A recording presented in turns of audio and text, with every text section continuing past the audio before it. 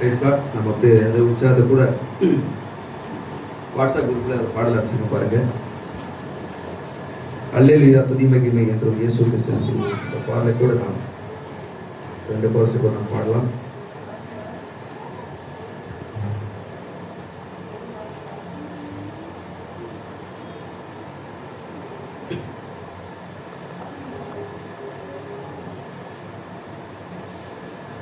அல்லேலூயா துதி மகிமை என்றும் இயேசுவுக்கே செலுத்திடுவோம்.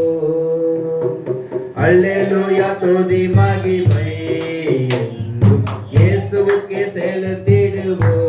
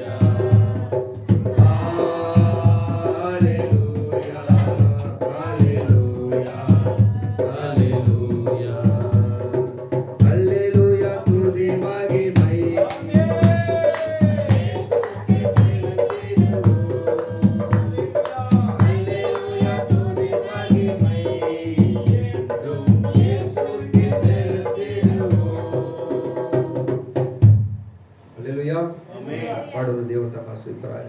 இந்த நம்ம அருணாவசோடு கொடுக்கலாம்.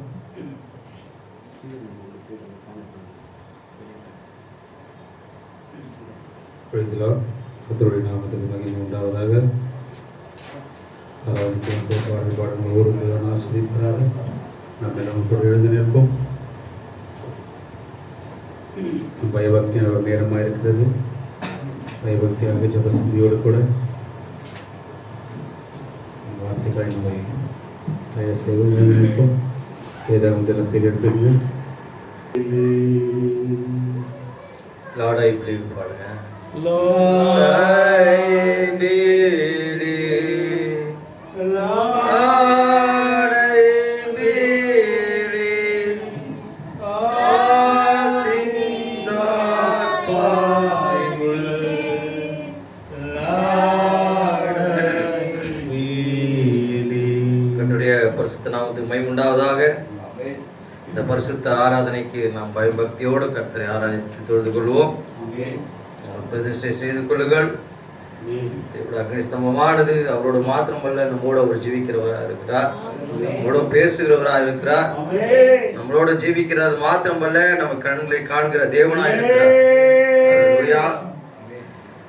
எபிரேயருக்கு எழுதின நிருபம் 298 பேஜ் நம்பர் 1-3 வசனங்களை வாசிக்க கேட்போம். பூர்வ காலங்களில் பங்கு பங்காகவும் வகை வகையாகவும் தீர்க்கதரிசிகள் மூலமாய் பிதாக்களுக்கு திருவுளம் பற்றிய தேவன் இந்த கடைசி நாட்களில் குமாரன் மூலமாய் நமக்கு திருவுளம் பற்றினார். இவரை சர்வத்துக்கும் சுதந்திரவாளியாக நியமித்தார். இவரை கொண்டும் உலகங்களையும் உண்டாக்கினார். இவர் அவருடைய மகிமையின் பிரகாசமும் அவருடைய தன்மையின் சொரூபமாய் இருந்தார். சர்வத்தையும் தம்முடைய வல்லமையுள்ள வசனத்தினாலே தாங்குகிறவராய் தம்மாலே தாமே நம்முடைய பாவங்களையும் நீக்கும் தம்முடைய பாவங்களுக்கு சுத்திகரிப்பை உண்டு பண்ணி உன்னதத்தில் உள்ள மகத்துவமானவருடைய வலது பாசத்திலே உட்கார்ந்தார். ஒரே ஒரு சிறிய ஜெபமாய் இந்த வார்த்தையை ஆசீர்வதிக்கும்படியாக சகோதரன் கிதியோன் ஜெபிக்கும்படியாக ஒரு சிறு ஜெபத்தை ஏறெடுக்கும்படியாக கேட்டுக்கொள்கிறேன். நன்றி கர்த்தாவே, மகா இரக்கமும் கிருபையும் நல்ல தேவனாகிய இந்த உயிர்த்த நாளிலும் கூட கர்த்தாவே சமூகத்தில் நாங்கள் வந்திருக்கிறோம். நிச்சயமாகவே ஆண்டவரே, உங்களுடைய சமூகத்தில் நாங்கள் பெருமையாக வராதபடி ஆண்டவரே தேவரே தீர்க்கதரிசி சொன்னவனமாக நீங்கள் சபைக்கு விரும்பினமாக வந்து போகாது என்று சொன்னார். ஆண்டவரே நிச்சயமாகவே அருமையான தேவதாசனை மறைத்து ஆண்டவரே உங்களுடைய வல்லமையுள்ள வார்த்தை நீர் பேச போகுது நான் விசுவாசிக்கிறோம். ஆண்டவரே அந்த எதிர்பார்ப்பை கூட நாங்கள் எதிர்பார்த்து கொண்டிருக்கிறோம். ஆண்டவரே இதோ நாங்கள் உண்மையில் ஆண்டவருடைய வார்த்தை மீது வாஞ்சையா இருக்கிறபடியால் ஆண்டவரே நீர் எங்களை ஒரு விஷயம் விடுதலை பண்ணி ஆண்டவரே இந்த நாமத்துக்கு மகிமைக்காய் கூட பேசுகிற ஒவ்வொரு வார்த்தையும் எங்களுக்கு உள்ளத்துக்குள்ளாக கடந்து செல்லட்டும். ஆண்டவரே அருமையான வேறுபட்ட சகோதரனை மறைத்து தேவனே முஸ்லிமாய் நீர் உடைய வல்லமையுள்ள வார்த்தை எங்களுக்கு தரப்போற கிருபைக்காய் நன்றி செலுத்துகிறோம். ஆண்டவரே இதோ நீர் தாமே துவக்கம் முதல் முடிவு மட்டுமாய் எந்த ஒரு டிஸ்டர்பன்ஸ் இங்க வராதபடி கர்த்தராக இயேசு கிறிஸ்து நாமத்தினால் நான் வேலையை பாதுகாக்கிறோம். உடைய கிருபை, இரக்கம், தயவு, சமாதானம், சந்தோஷம் ஒவ்வொரு உள்ளத்துக்குள்ளாக கிருபை செய்ய வேண்டுமாய் கூட ஆண்டவரோடு செபிக்கிறோம். துவக்கம் முதல் முடிவு மட்டுமாய் நடத்த ஆளுகை செய்ய பொறுப்பெடுத்துக் கொண்ட பாதுகாத்து ஜீவிக்கிற தேவனாகிய கர்த்தராக இயேசு கிறிஸ்து நாமத்தில் ஜெபிக்கிறேன். ஆமென். நாம் யாவரும் உட்காரவும். கர்த்தர் தாமே உங்களை யாவரையும் ஆசீர்வதிப்பாராக. ஆமென்.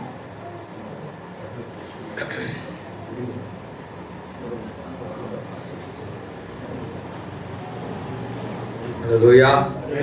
எத்தனை பேர் சந்தோஷமா இருக்கிறீங்க? ஹalleluya. என்ன மற்ற பேரெல்லாம் இங்கே இவ்வளோ தான் இருக்கிறாங்க, ஜென்ஸ் மட்டும் தான், சகோதரர் தான் இருக்கிறாங்க. சகோதரிங்க கொஞ்சம் லேட்டாக வருவாங்களா? மழை இல்லை, அதனால நீந்தின்னு வராங்களா என்ன மழையில்? ஒன்றும் பிரச்சனை இல்லை. அதனால ஸோ கர்த்தர் தாமே அவரோட வார்த்தையை மையப்பட்டு வராங்க. நமக்கும் தேவனுக்கு ஒரு சின்ன வித்தியாசம் தான் உண்டு. நான் அந்த செய்திக்கு சாட்சியாக தான் நீங்கள் எத்தனை பேர் இருக்கிறீங்க. ஒன்றும் இல்லை, நம்ம வந்து நிறைய பேர் வந்து சேரணும்னு நினைப்போம் சபையில். ஆனால் அவர் ஜீசஸ் உண்மையாகவே முதலாம் வருகையில் வரும்போது எல்லாரும் அவர் விட்டு போய் நின்று துப்படி எடுத்து ஒதுரிட்டாராம். உண்மைதான். எக்ஸாக்டான உண்மையா இல்லையான்னு சொல்லுங்க. நான் கேட்டது, நான் பேசுனது சரியான்னு பாருங்க. செய்தியிலிருந்து பேசுறேன் நான் இந்த வார்த்தை. God identifies characters. தேவன் தமது விசேஷமான குணாதிசயங்களா வெளிப்படுகிறார். செய்தியில சொல்றாரு, துப்பட்டி எடுத்து ஒதுரினாராம். என் மாம்சத்தை புசித்து என் ரத்தத்தை பானம் பண்ணாதவனுக்கு நித்திய ஜீவனில் மொத்தம் போயிடுச்சான்.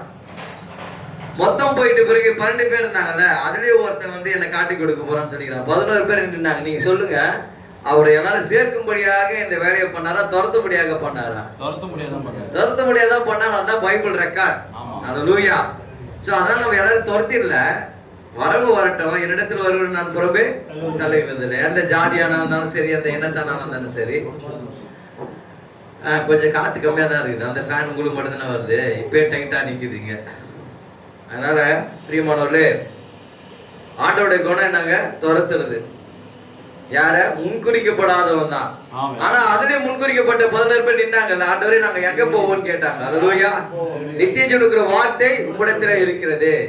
ரைட்டா? ஓகே. சாலமோன் கிட்ட சீக்கிரத்துல இருந்தீங்கன்னா நீங்க நாளைக்கு கூட தொடச்சிங்க, கொஞ்சம் எடுத்து வந்து வச்சீங்கன்னா நல்லா இருக்கும். நீங்க 2 பேரும் செய்தி கேட்டா நல்லா இருக்கும். எனக்கு பேனெல்லாம் போடலன்னா கூட பரவாயில்ல. அது உட்கார் தம்பி, உட்கார்ப்பா, வா.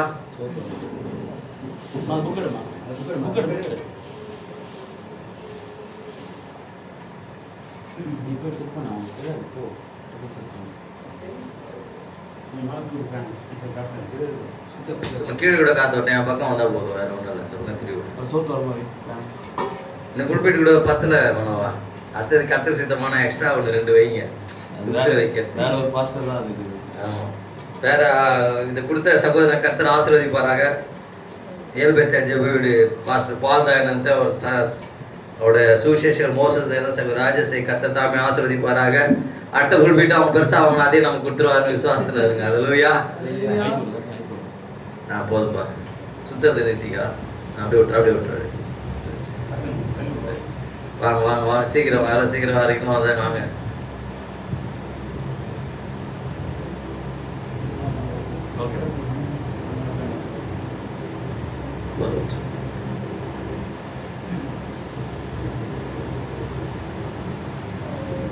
தேவன் தவறாக புரிந்து கொள்ளுதல் செய்தியை யார் எடுத்தது கடைசியா?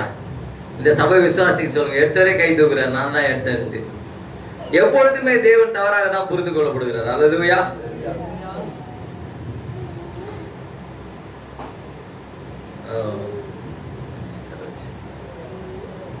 கர்த்த தேவ குழந்தை சுகமாய் எல்லாம் கூட்டு நட்டீங்க போல இது.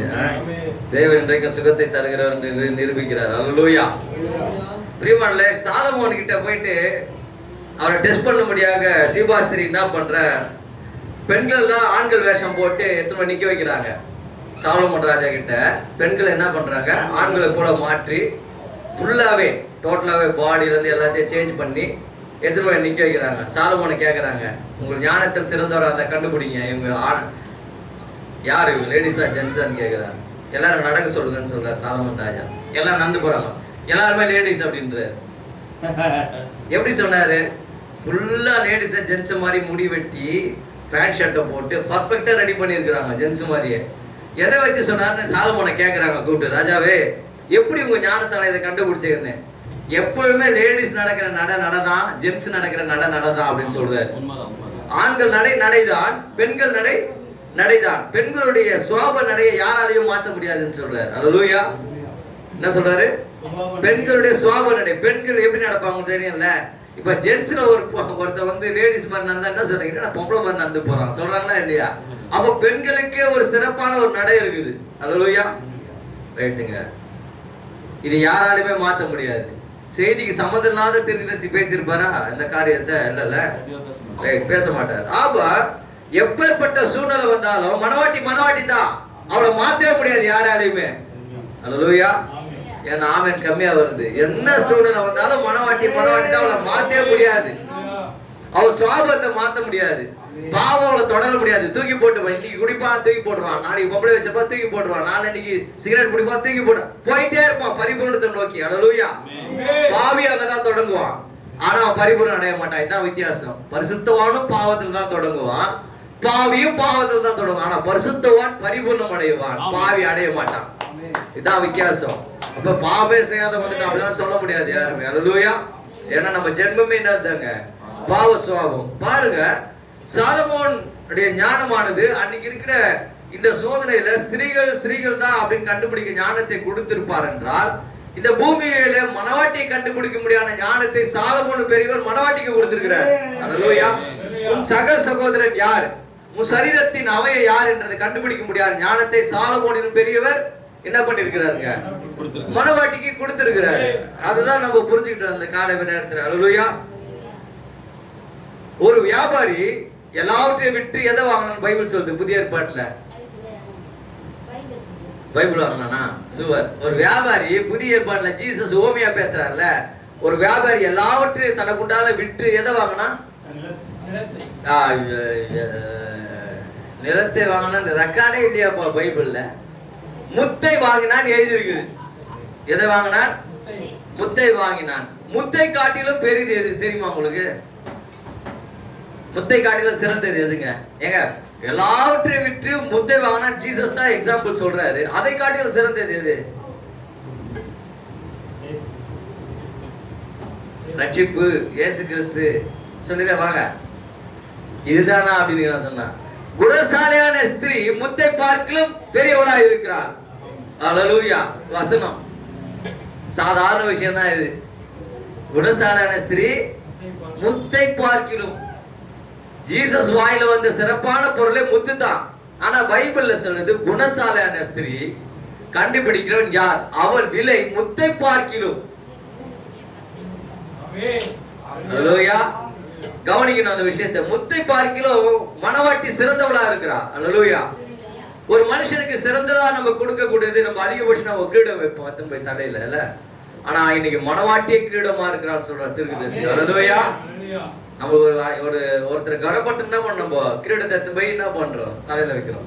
லேடிஸ்க்கு மேரேஜ் ஆகும்போது தலையில என்ன வைக்கிறோம்? கிரீடத்தை எடுத்து போய் வைக்கிறோம்.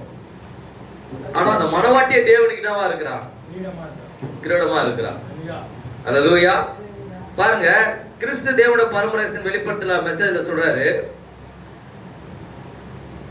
ஜனங்கள் பவுலில் இயேசு கிறிஸ்துவை கண்டு அவனோட முருவாள்களை கொண்டு போய் வியாதியஸ்தர் மேல் வைக்க விரும்பினார். அதுதான் கிறிஸ்துவின் ஜீவன் சொல்றாரு. இயேசு கிறிஸ்து யார்கிட்ட கண்டாங்களா ஜனங்க? அரைக்குறையா செய்தி தெரிஞ்ச பவுல் அப்போஸ்தலனுடைய வாழ்க்கையிலேயே கிறிஸ்து வந்து அந்த பவுலுக்குள்ள இருப்பாருன்னா, முழு சத்தியத்தை வெளிப்படுத்தின 7ஆம் தூதர். அல்லேலூயா.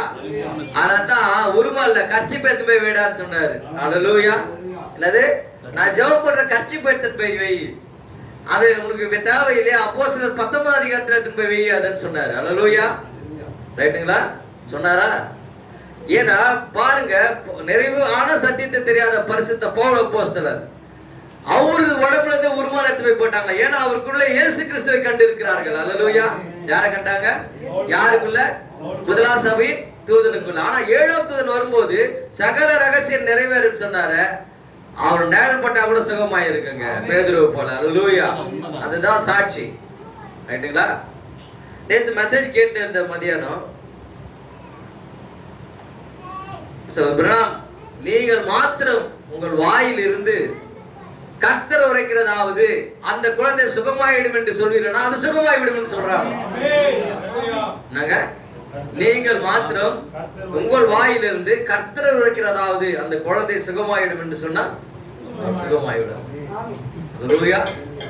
அதுதான் ஒரு மனவாட்டியுடைய விசுவாசம் சொல்றாரு. அல்லேலூயா. அநேகர் விசுவாசம் என்ற ஒரு பொருளுக்கே வராத இருக்கிறாங்க.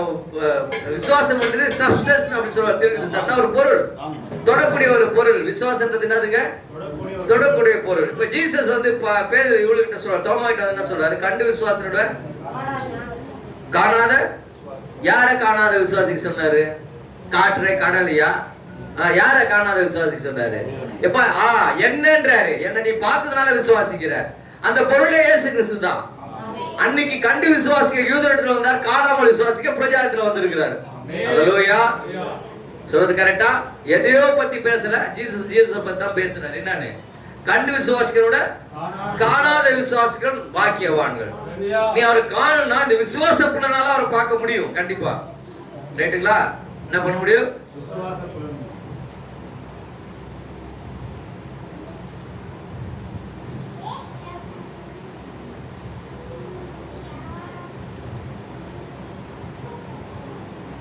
இயேசு மனோவா பிரதர் எடுத்த மாதிரி வெளிச்சம் உண்டாகிறதுன்னு சொல்லும் போது அதை பொறுத்து அவருக்கு எந்த வித சந்தேகமும் இல்லை. யாருக்கு? தேவனுக்கு. சொன்னால் அது நடக்கும். அல்லேலூயா. மனவாட்டி சொன்னால் நடக்கின்ற ஒரு விசுவாசம் இருக்கணும். அல்லேலூயா. என்னதுங்க? இதுதான் தேவனுடைய விசேஷமான குணம். அல்லேலூயா. தேவன் தமது விசேஷ குணங்களால் என்ன பண்றாரு? அடையாளம் காண்பிக்கப்படுற தலைப்பு எடுத்தார். இப்ப எம்மாவூர் சீஷர்கள் போகும்போது இவர் பார்த்துட்டே இருக்கிறாரு. ஆனா அவருக்கு தன்னை அடையாளம் காட்டணும்னு விரும்புறாரு. அல்லேலூயா. பட் எந்த அடிப்படையிலனா ஏதோ ஒரு பிரசங்கம் பண்ணதுனால அவங்க அடையாளம் காண்பிக்கலன்னு சொல்றாரு. அல்லேலூயா. ஏங்க அந்த 3 மைல் 8 மைல் அவர் பிரசங்கம் பண்ணிட்டு போனதால அவங்க அடையாளம் காணல அவரை. ஆனா எவ்வளவு பேசுறாரு அவங்க கிட்ட, சரிங்களா? பேசினார்ல. ஆனா எப்போ அடையாளம் கண்டாங்கன்னா வழக்கமா செய்யற ஸ்டைல்ல ஒரு காரியத்தை பண்றார். ஹல்லேலூயா. இதுதான் விசேஷ குணமா. அந்த அப்பத்தை பிடும்போது வழக்கமா அவர் எந்த ஸ்டைல்ல பிடுவாரோ அது அவர் தானே அவன் கண்டுபிடிச்சிட்டான் அந்த காரியத்தை. ஹல்லேலூயா. அப்பத்தை மூடி வைக்கிறதுனால அந்த வெளிப்பாடு இயேசு கிறிஸ்துவை பார்க்க முடியாது. அந்த அப்பத்தை உடைச்சு காட்டணும். ஹல்லேலூயா. இந்த அப்பத்தை என்ன பண்ணும்? நீ உடைச்சு காட்டினா அப்போ தேவன் அதுல இருக்கிறது என்ன பண்ணுவாங்க? எல்லாரும் பார்ப்பாங்க. ஹல்லேலூயா. ஒரு ஊழியக்காரன் ஒரு பிரசங்கத்துக்கு வருகிறவன் அப்பத்தை பிட்டு காண்பிக்க வேண்டும். அவர் ஸ்தோத்திரம் பண்ணி அப்பத்தை பிட்டு எடுத்து கொடுத்தான்னு எழுதிருக்கு. என்ன பண்ணீங்க? அவர் ஸ்தோத்திரம் பண்ணி அப்பத்தை பிட்டு கொடுத்தாரு இருக்குது. அவர் எமோஷன் உயிர்த்தெழுந்த பின்பு அதே அடையாளத்தை காட்டுறாரு. அதை ஃபாலோ பண்ற மனவாட்டி என்னதான் பண்ணுவா? அப்பத்தை பிட்டு தான் கொடுப்பா. காப்பி பேஸ்ட் பண்ண மாட்டாங்க. அப்போ காப்பி பேஸ்ட் பண்றாங்கன்னா there are no revelation, வெளிப்பாடு இல்லாததுனால என்ன பண்றாங்க? காப்பி பேஸ்ட் பண்றாங்க. உங்ககிட்ட எதுவுமே பேச முடியல, சின்ன கூட்டம் தானே. போன வாரம் நாங்கெல்லாம் கூட்டு பிரேயர் நடத்துறதுக்கு பிரேயர் பண்றவரு, பிரேயர் பண்றவங்க, படிப்பறிவு இல்லாதவரு, நாங்கெல்லாம் சேர்ந்து ஒரு கூட்டம் நடத்துறோம். காலையில உட்காந்து கேஷுவலா பேசிட்டு இருக்கிறோம். ஒரு சத்தம் சொல்றது யோபு 16 படின்னு சொல்லிட்டு. பேய் கதை சொல்லங்க.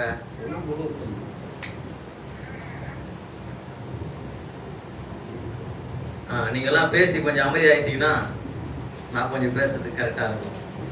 நான் எவ்வளவு பெரிய விஷயத்த சொல்றேன், சாதாரணமா உட்காந்துக்கிறீங்க. குழந்தைக்கு வேண்டாம் கொடுத்துறேன், நான் தண்ணி குடிச்சிடுறேன், அதுக்கப்புறம் நான் பேசுறேன். என்ன வேணும் எடுத்து.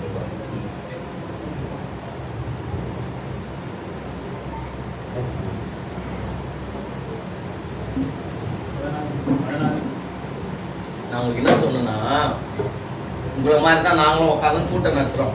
எல்லாருமே இந்த செய்தியில ஞானஸ்தானம் எடுத்து ஜெபம் பண்றவங்க. ஒரு சத்தம் சொல்லுது யோபு 16 எடுத்து படின்னு. எவ்வளவு பெரிய காரியத்தை நடைமுறையில சொல்றேன். நீங்க வந்து சாதாரணமா உட்காந்து கேட்டுக்கிறீங்க. ஏன்னா தேவன் தம்மை எப்படி அடையாளம் காட்டுக் கொள்கிறாரா? மனிதன் மூலம் இணைந்து கொள்வதனால தன்னை அடையாளம் காட்டுறாராம். தீர்க்கதரிசி சொல்றாரு. ஹல்லேலூயா. God identifies characters. இவர் தான் அந்த புக்கை எடுத்து கொடுத்தாரு. ஆடியோல எழுதி நான் ரெக்கார்டு எழுதி வச்சுட்டேன். ஆனா புக்கில் அதை பார்க்காதனால என்னால என்ன பண்ணணும், அதை எடுத்து பேச முடியல. ஆனா தீர்க்கதரிசி அந்த செய்தியில சொல்றாரு. எந்த செய்தியில? தேவன் தன்னை அடையாளம் காட்ட. எப்படி அவர் அடையாளம் காட்டுறாருன்னா மனிதர்கள் மூலம் இணைந்து கொள்வதனாலே. எப்படிங்க அடையாளம் காட்டுறாரு? மனிதர்கள் மூலமாக இணைந்து கொள்வதனாலே தன்னை அடையாளம் காட்டுகிறார். ஹல்லேலூயா. இப்ப தேவனாகிய கர்த்தர் முதலாம் வருகையில தன்னை வெளிப்படுத்தும் போது தான் தேவன் என்றோ தான் பேசுறத கேளு என்றோ அவர் சொல்லவில்லை. ஹல்லேலூயா. ஏங்க, தான் தேவன் என்றோ நான் சொல்றதை நீ கேளுன்னு சொல்ல. மரியாதை தான் சொன்னாங்க அவர் சொல்றதை கேளுன்னு. ஹல்லேலூயா. அவர் என்ன சொல்கிறாரோ அதன்படி செய்யுங்கள். யார் தான் சொன்னது? மரியாதை. ஆனா இவர் என்று தன்னை தேவன் என்றோ தான் சொல்வதை கேளு என்று அவர் ஒரு காலம் சொல்லவில்லை. நான் சுயமாய் பேசவில்லை, என் பிதாவானவரே பேசுகிறார். கரெக்டா தானே சொன்னாரு? எப்படி அடையாளம் காட்டினார்? தேவனாகிய கர்த்தர் இயேசுவின் மூலமாக தன்னை அடையாளம் காட்டினார். ஹல்லேலூயா. புரியுது? அந்த சப்ஜெக்ட் தானே உண்மை. தேவனாகிய பிதா யார் மூலம் அடையாளம் காட்டுறார்? தன்னை இயேசுவின் மூலமாக என்ன பண்றாரு? அடையாளம் காட்டுறாரு. ஆக தேவனுடைய குணாதிசயம் எப்போது மனிதர் மூலம் அடையாளம் காட்டுறது தான். ஆமென். உண்மைதான். இதுதான். இந்த விஷயத்தை புரிஞ்சிட்டா எல்லா ரகசியமும் தெளிவாயிடும். இதுதான் ஒன்காடு செய்தி புரிஞ்சிடும். வந்திருக்கிற எல்லாரையும் கர்த்தர் ஆசீர்வதிப்பாராக. ஆமோஸோட ரிலேஷனா எல்லாரும்? கேப்டன் வைஃப் இவங்க அண்ணி அம்மா. கர்த்தருக்குள்ள சந்தோஷம். உட்காருங்க. தேவன் எப்போது என்ன செய்கிறார் என்றால் மனிதர் மூலம் தன்னை என்ன பண்றாரு? அடையாளம் காட்டுகிறார். ஆகவேதான் தன்னை புரிய வைக்கணும். இந்த புதருக்குள்ள நின்றுட்டு இருந்தாரா? எங்க எம்மார் சீசனோட பாக்கிறதுக்கு முன்னாடி எங்க நின்றுந்தாரு? புதருக்குள்ள இருந்தாரு. எலியாவை கூட்டிட்டு போன அக்னி ரதம் எங்க இருந்தது? புதருக்குள்ள இருந்தது. எலிசா பார்த்த அக்னி ரதங்கள் எங்க இருந்தது? எல்லாமே புதருக்குள்ள இருந்தது. புதருக்குள்ளதான் இருந்தது. மோசே அக்னி ஸ்தம்பத்தை எங்க பார்த்தாரு? புதருக்கு முச்சடியில தான் பார்த்தாரு. எல்லாம் முட்புதர்கள். ஏன் தான் முட்புதர்களை செலக்ட் பண்றாரு தெரியல. சபிக்கப்பட்ட இடத்துல கர்த்தருடைய ஆசீர்வாதம் அங்க நிக்குது. ஹல்லேலூயா. இந்த முட்கள் சபிக்கப்பட்ட ஒண்ணு. ஆனா எல்லாமே இந்த அக்னிமயமான குதிரைகள் எல்லாமே அது என்ன பண்ணுது? ஜெயிக்குது, மேற்கொள்ளுது அந்த விஷயத்தை. ஆமென். அல்லேலூயா. புரிஞ்சுக்கிட்டீங்களா என்ன சொன்னேன்னு சொல்லிட்டு? தேவன் எப்போது தன்னை எப்படி அடையாளம் காட்டுகிறார்? தன்னுடைய குணத்தை வெளிப்படுத்த மனிதர் மூலம் இணைந்து கொள்வதனாலே. அல்லேலூயா. கரெக்ட்டுங்களா நம்ம சொல்றது? ஏன் வில்லியம் பிரான்ஹாமுடைய சரீரத்துல இவர் கிரியை செய்த 2வது வருகை வந்துச்சு, இந்த மனுஷன் கத்திட்டு இருக்கிறாரு? ஒரே லைன் தான் காரணம். தேவன் தம்மை வெளிப்படுத்த ஒரு வழிதான் இருக்குது. மனுஷனோட இணைந்து மனுஷன் மூலம் அடையாளம் காட்டுவார். அல்லேலூயா. ஒரே வழி. ஒரே வழி. ஆபிரகாம் கிட்ட போகும்போது 3 பேர் போனாங்களா, ஆபிரகாம் கூப்பிட்டு உட்காருங்கன்னு சொன்னாராம் 3 பேரையுமே. நாங்க ஆமா. இந்த மெசேஜ் தான் பேசுறாரு. ஆபிரகாம் 3 பேரையும் கூப்பிட்டு என்ன சொன்னாரா? உள்ளே வாங்கன்னு கூப்பிட்டாராம். ஆமென். உள்ள வாங்க, உட்காருங்கன்னு சொன்னாராம். கை கால் இல்லாத சில சைக்கோங்க சொல்லுது, அதுல ஆவியில வந்தாங்களாம். அப்படியே தியாபினி. தியாபனில தீர்க்க சொல்றாரு, நீ தியாபனியா இருக்கட்டும், எந்த ஆணியாவது இரு, எனக்கு பிரச்சனை இல்ல. அவன் கை காலோட வந்து உட்கார்ந்து இருக்கிறாங்க. செய்தியோட தலைப்பு கைவிட்டு வாங்க. God identifies characters. ஆமென். ரைட்டுங்களா? ஆக கை கோட வந்தவங்களை கூப்பிட்டு அவரை உட்காருங்கன்னு சொல்றாரு. தேவன் தம்மை மனிதர்கள் மூலம் தான் அடையாளம் காட்டுகிறார். கை இருக்கும், கால் இருக்கும், எல்லாம் இருக்கும். கேப்டன், நீங்க கூட செய்தி எத்தனை வருஷமா படிக்கிறீங்கன்னு தெரியல. மலை மேல போகும்போது தீர்க்கதரிசி அவர் கூட சாத்மன் 3 பேர் நிக்கிறாங்க. அந்த கூடாரம் பக்கத்துல ஒண்ணு உட்கார்ந்து இருந்தது பத்தியா, அதை பத்தி வெளியே சொல்லக்கூடாது, வாக்கு கொடுங்கன்னு கேக்குறாரு. மலை மேல எஸ் எஸ். என்ன கேக்குறாரு? கூடாரத்து மேல. அந்த கூடாரத்தின் பக்கத்துல ஒன்று அமர்ந்து இருந்ததே, அதை பற்றி கீழே சொல்லக்கூடாது என்று வாக்கு கொடுங்கன்னு வாக்கு வாங்குறாரு. என்னது இது? என்னது ஸ்ரீதர்? என்னது ஆமோஸ்? அக்னிஸ்தம்பம். அக்னிஸ்தம்பம் உட்காந்துருங்கம்மா எங்கேயாவது. என்ன பாஸ்டர் காலைல கலாய்க்கிறீங்க?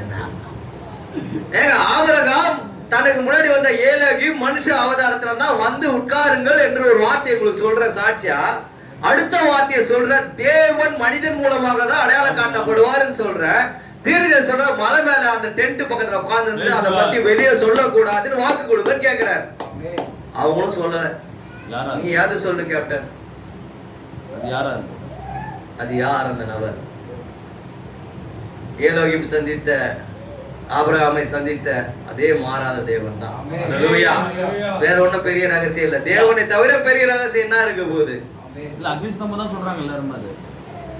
அது அக்னிஸ்தம்பம் தீர்க்கதரிசி ஒரு காலம் சொல்ல. அக்னிஸ்தம்பம் என்பது தேவன் இருக்கிறார் என்பதற்கு அடையாளம்.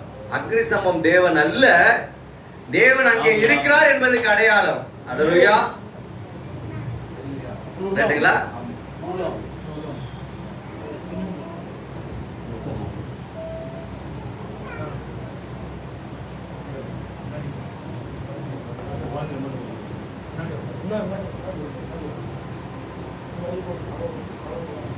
தேவனுடைய சிறந்த குணாதிசயம் என்பது பிதா அந்த ஜனங்களோட பேசினார் என்பது. அல்லேலூயா. தேவனுடைய சிறந்த குணாதிசயம் என்பது என்ன? பிதா யாரோட பேசினார்? ஜனங்களோட பேசினார். யார் மூலம் பேசினார்? ஆண்டவராகிய இயேசு கிறிஸ்து மூலம் பேசினார். இன்றைக்கு எப்படி அவர் மாறிடுவாரு? பூர்வ காலங்களில் பங்கு பங்காகவும் வகை வகையாகவும் தீர்க்கதரிசியின் மூலம் திருவுளம் பற்றின தேவன் இந்த கடைசி நாட்களில் நம்முடைய குமாரன் மூலம் திருவுளம் பற்றுகிறார். அவரை தீர்க்கதரிசியோட நிறுத்திட கூடாது. மனுஷகுமாரன் சொல்லல, வெறும் குமாரன் தான் இருக்கு. சொல்றது புரியுதுங்களா? தீர்க்கதரிசியுடைய ஊழியத்தை செய்து வந்த தீர்க்கதரிசி 63 வரையிலும் 63 சொல்றார், என்னுடைய செய்தியானது அஸ்திபாரமே. என்னுடைய செய்தியானது அஸ்திபாரமே. அந்த ஒருவர் வர காத்திருக்கிறோம்.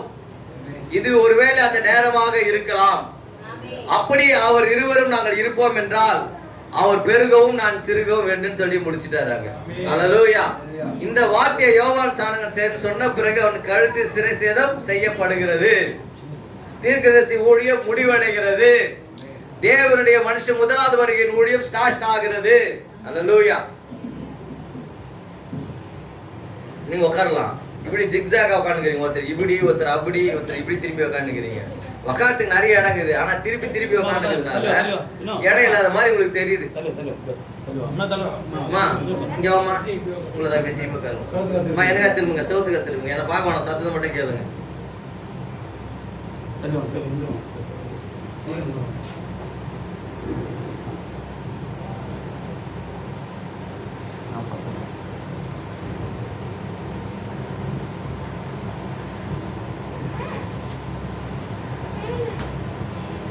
மேல கொஞ்சம் மறுபடியும் ரெடி ஆயிட்டீங்களா? சரி, உட்காந்துட்டா முடி வச்சு அவ்வளோதான். ரைட், சரிம்மா. செய்திக்கு போவோம்.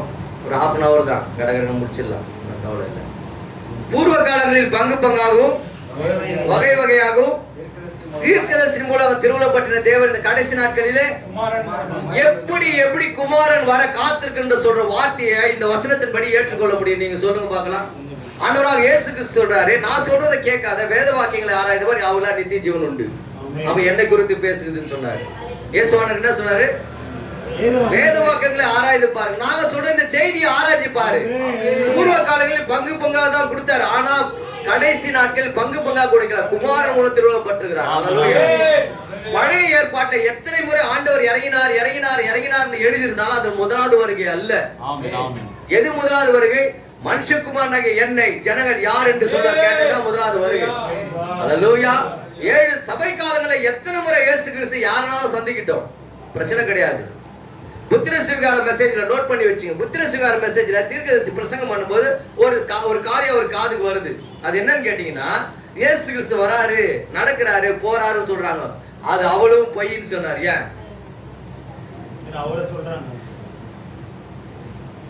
தீர்க்கதரிசி சொல்றாரு, என்னிடத்துல இயேசு கிறிஸ்து வருகிறார், நடக்கிறார், போகிறார் என்று சொல்கிறார், அவளும் பொய் அப்படின்றார். ஏன்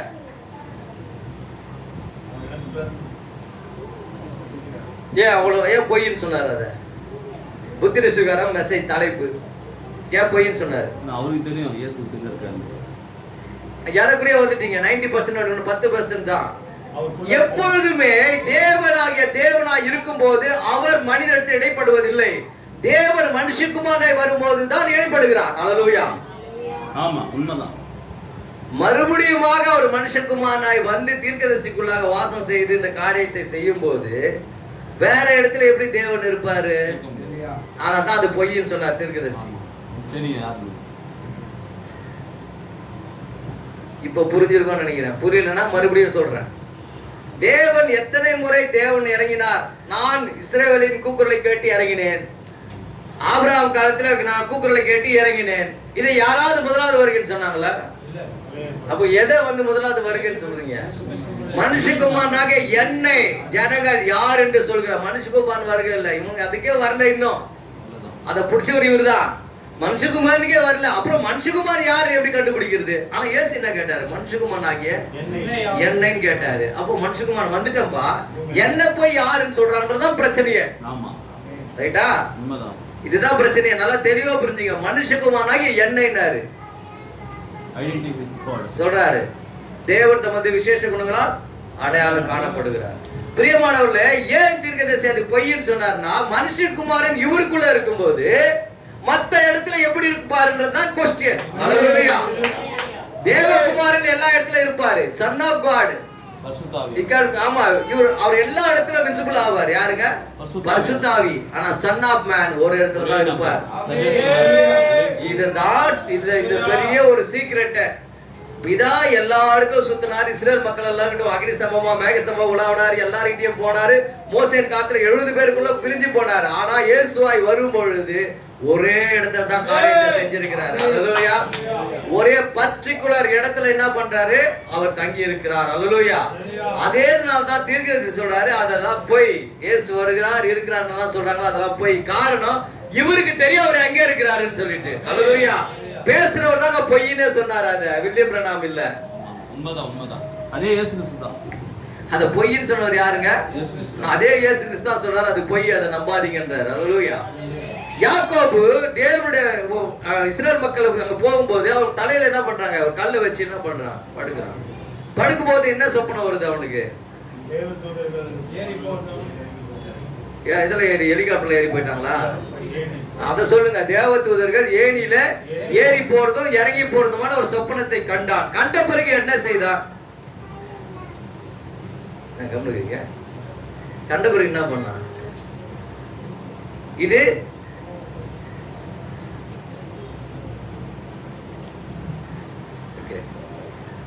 இப்படி பண்ணா சரியா இருக்காது. சாட்சி சக்தி இப்படி பண்ணா சரியா இருக்காது. தூக்கம் வருதா? இல்ல நிமிந்து பாரு. யாக்கோபு கல்லை வச்சு படுத்துட்டான். தேவதூதர் ஏணியில இறங்குது. அதுக்கப்புறம் யாக்கோபு என்ன சொன்னான்?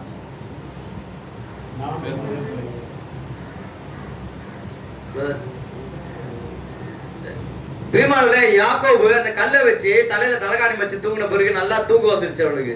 தூக்கம் வந்த பிறகு படியில ஏணியில ஏறுறது இறங்குறது கண்டு இது தேவனுடைய வீடே அல்லாமல் வேறு ஒன்றும் இல்லை என்று சொன்னான். அல்லேலூயா. நான் சொன்னா பைபிள்ல தேவனுடைய வீடே என்று இது வேற இல்லை சொல்லிட்டு கற்கூவில அடுக்கி வைத்தான். என்ன அடுக்கி வைத்தான்?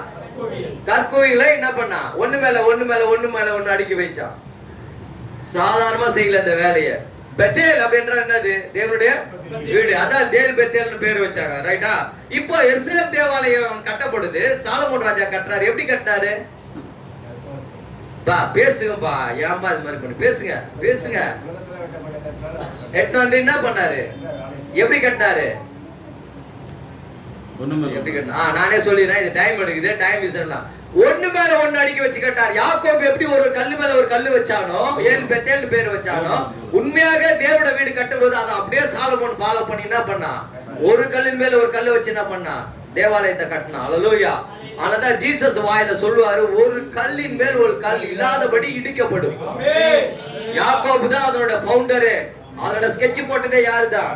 யாக்கோபு. பாருங்க, அந்த தேவாலயம் ஏல்பேத்தில் கட்டப்பட்டது ஒரு கல்லின் மேல் கல் வைத்து கட்டப்பட்டது. மணவாட்டி 7 சபை காலங்கள் செய்தியாக முதலாம் சபை, 2ஆம் சபை, 3ஆம் சபை கல்லின் மேல் கல் வைக்கப்பட்டவளாய் கட்டப்பட்டு கொண்டு வருகிறாள். அல்லேலூயா. அதுக்கு எப்படி தலைக்கல் வைக்காது இருந்தது? 7 சபை காலம் மணவாட்டி தலைக்கல் இல்லாததா இருந்தா. தலைக்கல் மணவாட்டிக்கு மாத்திரமே இறங்கி வந்திருக்கிறது. அல்லேலூயா. இதோட ஃபவுண்டர் யார்? உண்மையாவே யாக்கோபு. அதனாலதான் ஒரு கல்லு மேல ஒரு கல்லு வச்சு என்ன பண்ணாங்க? அவன் அடுக்கி வச்சு இது தேவனுடைய வீடு, தேவனுடைய அப்பத்தின் வீடு, என்னுடைய வீடு சகல ஜனங்களுக்கும் ஜெப வீடு. அங்கதான் போய் சவுக்கு எடுக்கிறாரு. பாருங்க, யாக்கோபு செய்தத அங்க போய் இயேசு கிறிஸ்து என்ன பண்றாரு? பக்காவா பொருந்தும். ஒரு கல்லின் மேல ஒரு கல்லு தான் வச்சு கட்டினானுங்க. ஏன் கட்டினானுங்க? நம்ம எல்லாம் சிமெண்ட் போட்டு பேஸ்ட் போட்டோம். அந்த தேவாலயம் எதை வச்சு பேஸ்ட் பண்ணாங்க? சொல்லுமா? அந்த தேவாலயத்தை மீன் செதில முட்டை எல்லாம் வச்சு கட்டினாங்களா? அது நான் என்ன கட்டிக்கிறாருமா அந்த மீன் செதில சாப்பாடை வச்சு இந்த ஆலயத்தை, அந்த ஆலயத்தை தங்கத்தினால வச்சு கட்டினாங்க. கல்லுக்கு கேப்ல தங்கம் இருக்கும். அல்லேலூயா. என்ன இருக்கும்? கல்லுங்கூட கேப்ல தங்கம் இருக்கும். அதனாலதான் அந்த டைட்டஸ் எம்பரர் தேவாலயத்தை அழிக்கும் போது அந்த தங்கத்தை எடுக்கிறதுக்காக ஒரு கல்லு எடுத்து தங்கத்தை வெளியே எடுத்தான். புரிஞ்சுக்கீங்க? டைட்டஸ் எம்பரர் எருசலேம் தேவாலயத்தை தீக்கிரையும் போது ஒரு கல்லின் மேல் கல் இல்லாதபடி இடிக்கப்படனார்ல. ஏன் எடுத்தானோ அந்த தங்கத்தை எடுக்கிறதுக்காக ஒரு கல்லா எடுத்தானுங்க. எதுவுமே சும்மா எழுதல, எதுவுமே சும்மா நடக்கல. ஆண்டவர் வாயிலிருந்து ஒரு வார்த்தை வருது, ஒரு கல்லின் மேல் ஒரு கல் இராதபடி இடிக்கப்படும். யோசிச்சிருக்கணும்ல நீங்களும். அல்லேலூயா. இந்த மணவாட்டி எப்படி கட்டப்படுகிறாள் என்றால், நீ நினைக்கிற மாதிரி ஒரே நாள்ல உருவாகல இவ. அல்லேலூயா. 7 சபைக்காரர்கள் செய்தின் வழியாக அவர் உருவாக்கப்பட்டிருக்கிறார். அல்லேலூயா. ஒரு கல்லா இசைவாய் கட்டப்பட்டு தலைக்கல் இல்லாத இருந்தோம். அந்த கடைசி நாட்கள்ல அங்க எப்படி தலைக்கல் இல்லாத இருந்ததோ இங்க அதே மாதிரி தான் தலைக்கல் இல்லாத இருந்தா. அல்லேலூயா. நீங்க பாத்திருக்கீங்களா? அந்த ரிஜெக்டட் கல்ன்றது இப்படி எல் மாதிரி இருக்கும். இஸ்ரேல்ல இப்ப நடந்தது, அதை பார்த்தேன். அந்த புறக்கணிக்கப்பட்ட கல் அது தேவையே இல்லைன்னு போட்டாங்க. எங்குமே செட் ஆகலது. கடைசியா அது தலைக்கல்லா உட்கார்ந்து இருக்குது மேல. அல்லேலூயா. இன்றைக்கு எந்த தேவனை இந்த பிரஜாதி புறக்கணிக்கிறதோ அவர்தான் இவர்கள் எதிர்பார்த்திருந்த அந்த புறக்கணிக்கப்பட்ட ராஜா. அல்லேலூயா. அவர்தான் அந்த தலைக்கல். அவர்தான் அந்த மணவாட்டி எதிர்பார்த்த 2ஆம் வருகையில் எதிர்பார்த்த மேசியா. எது? புறக்கணிக்கப்பட்ட கல். இந்த தலைக்கல் எதுல பொருந்தோம்னா கீழே இருக்கிற கட்டப்பட்ட கட்டடத்தில் தான் பொருந்தும். எல்லா இடத்திலும் பொருந்தாது அது. அல்லேலூயா. இந்த வெளிப்பாடு யாருக்குள்ள மட்டும்தான் ஈர்க்கப்படும் சொன்னா அதுக்கு சம்பந்தப்பட்ட மணவாட்டி ஆகிய சரீரத்தை மட்டும்தான் அமையாது. மற்ற யாருக்கு அது புரிய போறது? அல்லேலூயா.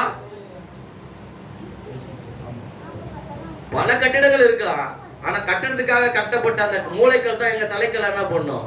பொருந்தும். இன்னைக்கு இந்த தலைக்கல் யார் இடத்துல பொருந்தும்னா கீழே இருக்கிற ரியல் பாடி கிட்ட தான் பொருந்தும். உண்மையாக ஆண்டவராகிய இயேசு கிறிஸ்துவோட சரீரம் நான் தான் பைபிள் சொல்லுது. கரெக்டா? சரீரமாகிய சபை அப்படின்னு சொல்லுது. என்ன சொல்லுதுங்க? சரீரமாகிய சபை. அதுக்கு தலை யாரு? கிறிஸ்து. இன்னைக்கு நானும் இவரும் சேர்ந்து இந்த மெசேஜ்க்கு வெட்டப்பட்ட தலைன்னு பேர் வைக்கலாம்.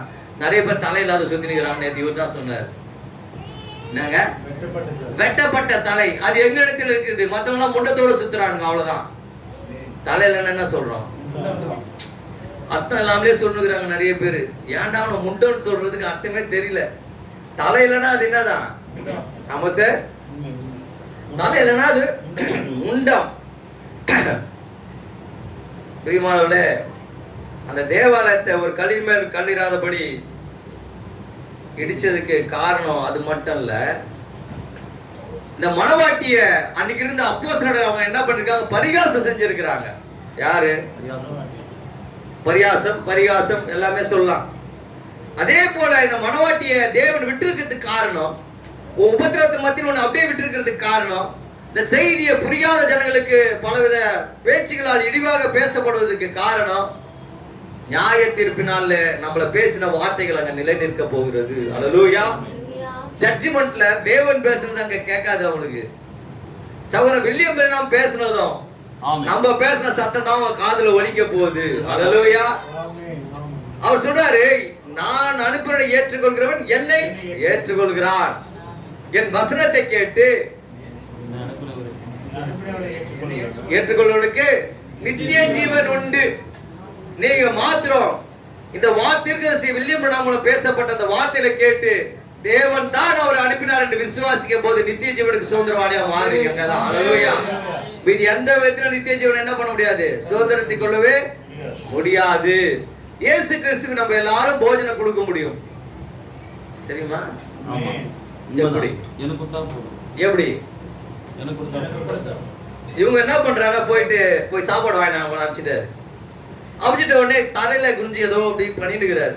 இந்த சீசரன் வந்து நம்மளெல்லாம் குற்றம் கண்டுபிடிக்கிறவங்க ஐசக் பிரதர் மாதிரி சும்மா சொல்றேன், பின்னாடி உட்காந்துக்கிறாரு, வந்துக்கிறாரு, நான் அட்னஸ் போட்டுக்கிறேன், வேற ஒன்றும் இல்லை. இவங்க கூட ஒரு கல்லை தேடுற மாதிரி தேடுறாரு. தேடி வரும்போது சொன்னாங்க, ஆண்டவரே எதை தேடுகிறீர், நாங்க போஜனத்துக்குரிய எல்லாத்தையும் வாங்கி விடல, நீங்க அறியாத போஜனம் ஒண்ணு இருக்குது என்கிட்டன்னு சொல்றாரு. என்னது? யாரோ தனியா வாங்கி வந்து கொடுத்துட்டு இருப்பாங்கன்னு யோசிக்கிறாங்க. சீசன் நம்ம போனோமே, அந்த கேப்ல யாராவது வாங்கி வந்து கொடுத்துட்டாங்களா? இல்ல இல்ல, என்னை அனுப்பியோட சித்தத்தை நான் செய்வதே மெய்யான போஜனமா இருக்குதுன்னு சொன்னார். அல்லேலூயா. என்னை அனுப்பியோட சித்தத்தை செய்வது பாருங்க, அவர் எங்குமே தன்னை பெருமை பாராட்டல. அல்லேலூயா. எங்குமே தன்னை அவர் என்ன பண்ணல, பெருமை பாராட்டல. நான் என்னை அனுப்பியோட சித்தத்தை செய்வது மெய்யான போஜனமா இருக்கிறது. இவர் சொல்லியிருக்கலாம், நான் தானே தேவன், என்னடா என்னைய கேள்வி கேட்கிறீங்க, நீ சாப்பாடு ஏன் அவர் நினைச்சுதான் சொல்லிப்படே, அந்த கடையில சாப்பாடு வாங்க போனீங்களே அந்த இடத்துல என்ன விவாதம் பண்ண சொல்லட்டுமா, அப்பா என்ன நம்புறீங்களா கேட்டிருக்கலாம். தெரிஞ்சிருக்காதா அவருக்கு? தெரிஞ்சிருக்காதா?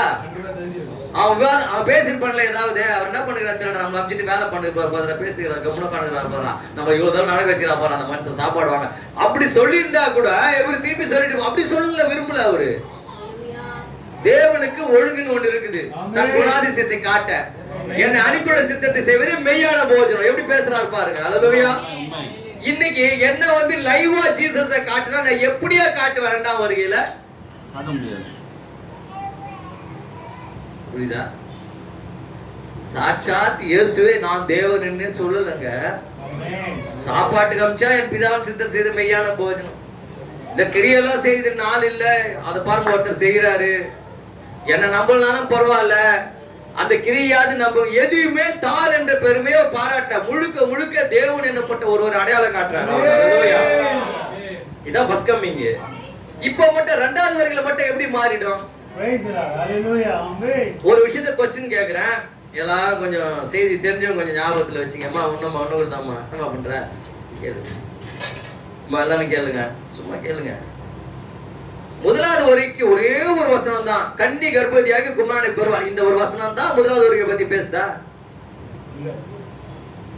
ஏறக்குறைய எத்தனை தீர்க்கதரிசன வசனங்கள் இருக்குதுன்னு சொல்றாரு தீர்க்கதரிசி? 800க்கு மேல இருக்குது. ஆறாவனா எடுத்துக்கிறானுங்க. 6ஆம் வாரம் பிரதான துறை தேவகாலம். அந்த ஒரு வசனத்தை தவிர வேற எதுவுமே ஒரு வசனமே கிடைக்கலடா வாழ்க்கையில.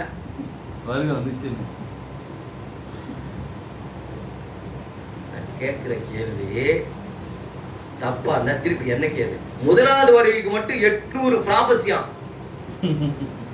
ரெண்டாவது வருகைக்கு ஒரே ஒரு ப்ராபசி. என்னன்னா 6ஆம் வாரம் பிரதானத்துவ தேவகாலம், கர்த்தருக்கு நித்திரை முதலாளி இருந்திருப்பார்கள், பின்பு உயிரோடு நாம எடுத்துக்கொள்ள போட்டு வானத்துக்கு போடு. ஒரே ஒரு தீர்க்கதரிசனம் தான் இருக்குதா ராஜ்யருக்கு? That is my question.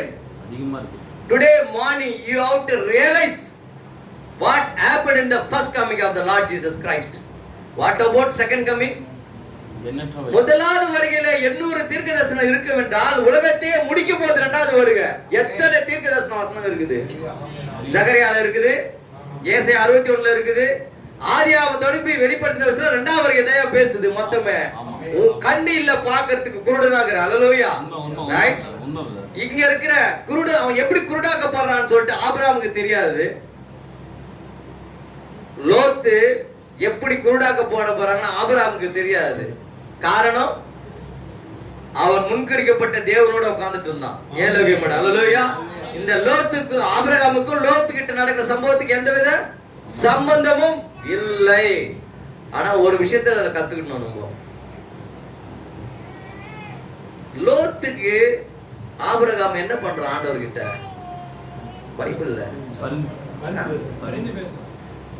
அழிக்க போறான்னு தெரியும் தானே? தெரியும், கன்ஃபார்மா தெரியும். ஆனா என்ன பண்ணான் ஆண்டவரே? ட்ரை பண்றான் எப்படியாவது காப்பாத்துறதுக்கு. வரும்போதெல்லாம் செகண்ட் கமிங் ஏன் பேசுறாங்க? சகோதரா, முயற்சி பண்றவனை காப்பாத்துறதுக்கு. ஒரு 10 சபையாவது விட்டுருவீங்களா அழிக்காம? என் டைம்ல தீர்க்கதரிசனம் ஏத்துன்னு வந்துட்டாங்க வெளியே பண்ணாம. ஒரு 5 சபையாவது விட்டுருவீங்களா ஆண்டவரே? முயற்சி பண்ற. முடியாது போன்னு சொல்லிட்டாருன்னா ஒண்ணும் பண்ண முடியாது என்னால. அல்லேலூயா. பரிந்து பேசுதல் ஊழியத்தை யார் செஞ்சதாங்க? முதல்ல ஆபிரகாம் தான் செய்யறாரு அந்த காரியத்தை. அல்லேலூயா. ஏனென்றால் தேவன் எப்பொழுதுமே மனிதனோடு அடையாளம் காண்பிக்கிறவரா இருக்கிறார். அல்லேலூயா. இவன் தேவனோட சேர்ந்ததை விட தேவனோட சுவாபம் இவங்கிட்ட வந்துச்சு. பரிந்து பேசுற சுவாபம். அல்லேலூயா. ஆபிரகாம் ஏலோகியமோட உட்கார்ந்து பண்ணி என்ன சுவாபம் வந்துச்சு அவனுக்கு? ரெக்கமெண்ட் பண்ற சுவாபம் வந்துச்சு. அழிக்கிற சுவாபம் வரல. அவர் அழிக்கிறன்றால் இவன் பரிந்து பேசுறான். என்ன பொறுத்தவரை தேவனோட ஆபிரகாம் தான் பெரிய ஆளு. ஆபிரகாம் தான் தேவன். ஆமா சிஸ்டர். ஆபிரகாம் தேவனா ஏலோகியம் தேவனா? ஆபிரகாம் தேவனா? சொல்லுங்க எப்படி மாட்டீங்கன்னாரு ஒருத்தர். இப்போ சொல்லுங்க. ஆபிரகாம் தான் எப்படி தேவன்? தேவன்னா அன்பானவரா இருக்கணும். தேவன்னா அழிக்கிறவரா இருக்க கூடாது. அங்க தேவன் அழிக்கிறார் சொல்றாரு, ஆபிரகாம் அழிக்காதன்னு சொல்றான். இதுல யார் கிரேட்? ஆபிரகாம் தான் கிரேட். ஏன்னா தேவனுக்கு நம்ம ஆண்டவருக்கு என்ன சொல்றோம்? எங்க ஆண்டவர் அழிக்கிறவர் அல்ல. அப்படி பார்த்தா அங்க அழிக்கிறதுக்கு ரெடியா இருக்கிறார். அவர் யாரு அப்போ? நீதியின் தேவன். இங்க நிக்கிறது இரக்கத்தின் தேவன். ஆபிரகாம் நிக்கிறது. அல்லேலூயா. அங்கேயே கிறிஸ்து ஆபிரகாமுக்குள்ள மறைஞ்சிருக்கிறாரையா? மறைவா? ஆபிரகாமுக்குள்ள இருந்தது யாரு? கிறிஸ்து தான் பரிந்து பேசுகிறவர். உண்மைதான். தேவன் ஒருவரே, தேவனுக்கும் மனுஷனுக்கும் மத்தியஸ்தர் ஒருவரே. வசந்த பிடிக்கும். நானே முடிச்சுக்கணுமா? அதை நானே சொல்லிக்கிட்டா? எல்லார் மேலும் எல்லாருக்குள்ளும் இருக்கிறவர் அவரே. இந்த வெளிப்பாடு இப்ப கடைசி நாளில் வெளிப்படுகிறது சொல்றார். ஆபிரகாம் மத்தியஸ்தர் யாரதான் குறிக்குது? ஆண்டவராக இயேசு கிறிஸ்து மட்டும்தான். அப்புறம் எப்படி ஆபிரகாம் மத்தியஸ்தம் பண்ணா? ஆண்டவரே 50 நீதிமான அழிக்க இருக்க மாட்டீங்களா? 10 பேர் தான் விட்டுருவீங்களா? மத்தியஸ்தம் தானே பண்ணா. யாரோட கேரக்டர் அது? ஆண்டவராக இயேசு கிறிஸ்துடைய குணாதிசயம். God identifies character. அல்லேலூயா. தேவன் தமது குணாதிசயம் மூலம் தான் வெளிப்படுவாரு. புரியுதுங்களா சொல்றது? நான் தான் தேவன் என்ன பாரு அழக பாருன்னு மாட்டாரு. இவனுக்கு என்ன பாரு அழக பாருன்னு காட்டணுமா? நான் பைபிள படி. பைபிள்ல இயேசு கிறிஸ்து தேவனை எப்படி அடையாளம் காட்டினான்னு பாரு. எதுக்குமே நான் இல்லைன்னு சொல்லுவாரு. நான் செய்யறேன் சுயமா செய்யல, என் குணாதிசயத்தை பாருன்னு சொன்னாராம். என்ன சொன்னாரா? என்ன நம்புறதுனால எதை பாரு? என்னுடைய குணாதிசயத்தை பாரு. அந்த குணாதிசயம் என்னன்னு சொல்லிட்டு 130 பேஜ்ல பேசுறாரு. கிறிஸ்து தேவனுடைய பரமரசத்தை வெளிப்படுத்த சொல்றாரு. நான் செய்கிற கிரியைகளை நீங்களும் செய்வீர்கள். அவர் என்ன கிரியைகளை செய்தார் என்று பாருங்கள். நீங்கள் என் கிரியைகளை செய்யுங்கள் என்று நான் பார்த்து உங்களை ஒப்பிட்டு பாருங்கள். ப்ளீஸ் கம்பேரிங் என்றாரு. ஏன் பிரதர் பழைய ஏற்பாடு புதிய ஏற்பாடு ஒப்பிட்டு பேசுறீங்க? ஏன் பிரதர் 1வது வருகை 2வது வருகை ஒப்பிட்டு பேசுறீங்க? அவரே சொல்றாரு ஒப்பிட்டு பாருங்கன்ட்டு. எதை ஒப்பிட்டு பார்க்கணுமா? நோவாவின் நாட்கள் நடந்தது போல மனுஷகுமார் வருகிற நாட்கள் நடக்கும். அதை ஒப்பிட்டு பாருங்கன்னு சொல்றாரு. பார்க்கணுமா வேணாவா? பார்க்கணும் தானே? பார்க்கணும் தானே? நோவா நாட்கள் தான் இதெல்லாம் நடந்தது. நான் பேசுற காரியம் எல்லாம் ஆபிரகாம் எல்லாரும் அங்கதான் இருக்கிறாங்க. இருந்ததா இல்லையா? ரைட். ஆகா இது ஏன் ஒப்பிட்டு பார்க்க முடியல? எடுத்த உடனே இவனுக்கு தப்புப்பா. எடுத்த உடனே 2வது வருகை விசுவாசிக்கிறவனுப்பா. எடுத்த உடனே கள்ள உபதேசம்பா. ஒரு சாவுக்கு போன நானு. திருவொற்றூர்ல டெத் நடந்தது. டெத் வீட்டுல அந்த மகளை இழந்த 21 வயசு மகளை இழந்த தகப்ப ரொம்ப மோசமான மன வருத்தத்துல இருக்கிறாரு. ஆனா தைரியத்துல அவர் பேசுறாரு, பிரதர் ஒரு 5 நிமிஷம் பேசுங்கன்றாரு, என்ன மனோவா ஒரு 5 நிமிஷம் பேசுங்கன்றாரு. ஆனா இருக்கிற பிரதான ஆசாரியர்கள்லாம் என்ன சொல்றோம்னா, வேணாம் ஜோம் பண்ணி எத்துரு. சரி பரவாயில்ல, இந்த அப்போ உங்க குறிப்பிட்ட நீயே பிடிச்சிக்கிட்டு நான் என்ன மாட்டேன், மனவா ஜெபம் பண்ணி இறங்கிடலான்னு சொல்லிட்டு ஜெபம் பண்ணிட்டு இறங்கிட்டேன். கீழே இறங்கணுன்னே அப்படியே உரத்த சத்தமா லாசரை போய் கூப்பிட்டாரு. ஆனா எந்த சத்தமும் ஏந்து வரல அங்க இருந்து. ஆமா, லாசர் மாதிரி தான் சத்தம் இருந்தது. இயேசு அந்த ஏந்து வந்துட்டு இருப்பாங்க, வரல. சரி இதோட நான் கிளம்பிட்டேன் அங்க இருந்து. எனக்கு ஒரு வெளிப்பாடு வந்தது, தரிசனம் வர வந்தது. நீ போய் அடக்க ஆராதனை நின்றால் கண்டபடி உன்னை திட்டுவார்கள், ஓடி போயிடு அப்படின்னு வந்தது எனக்கு.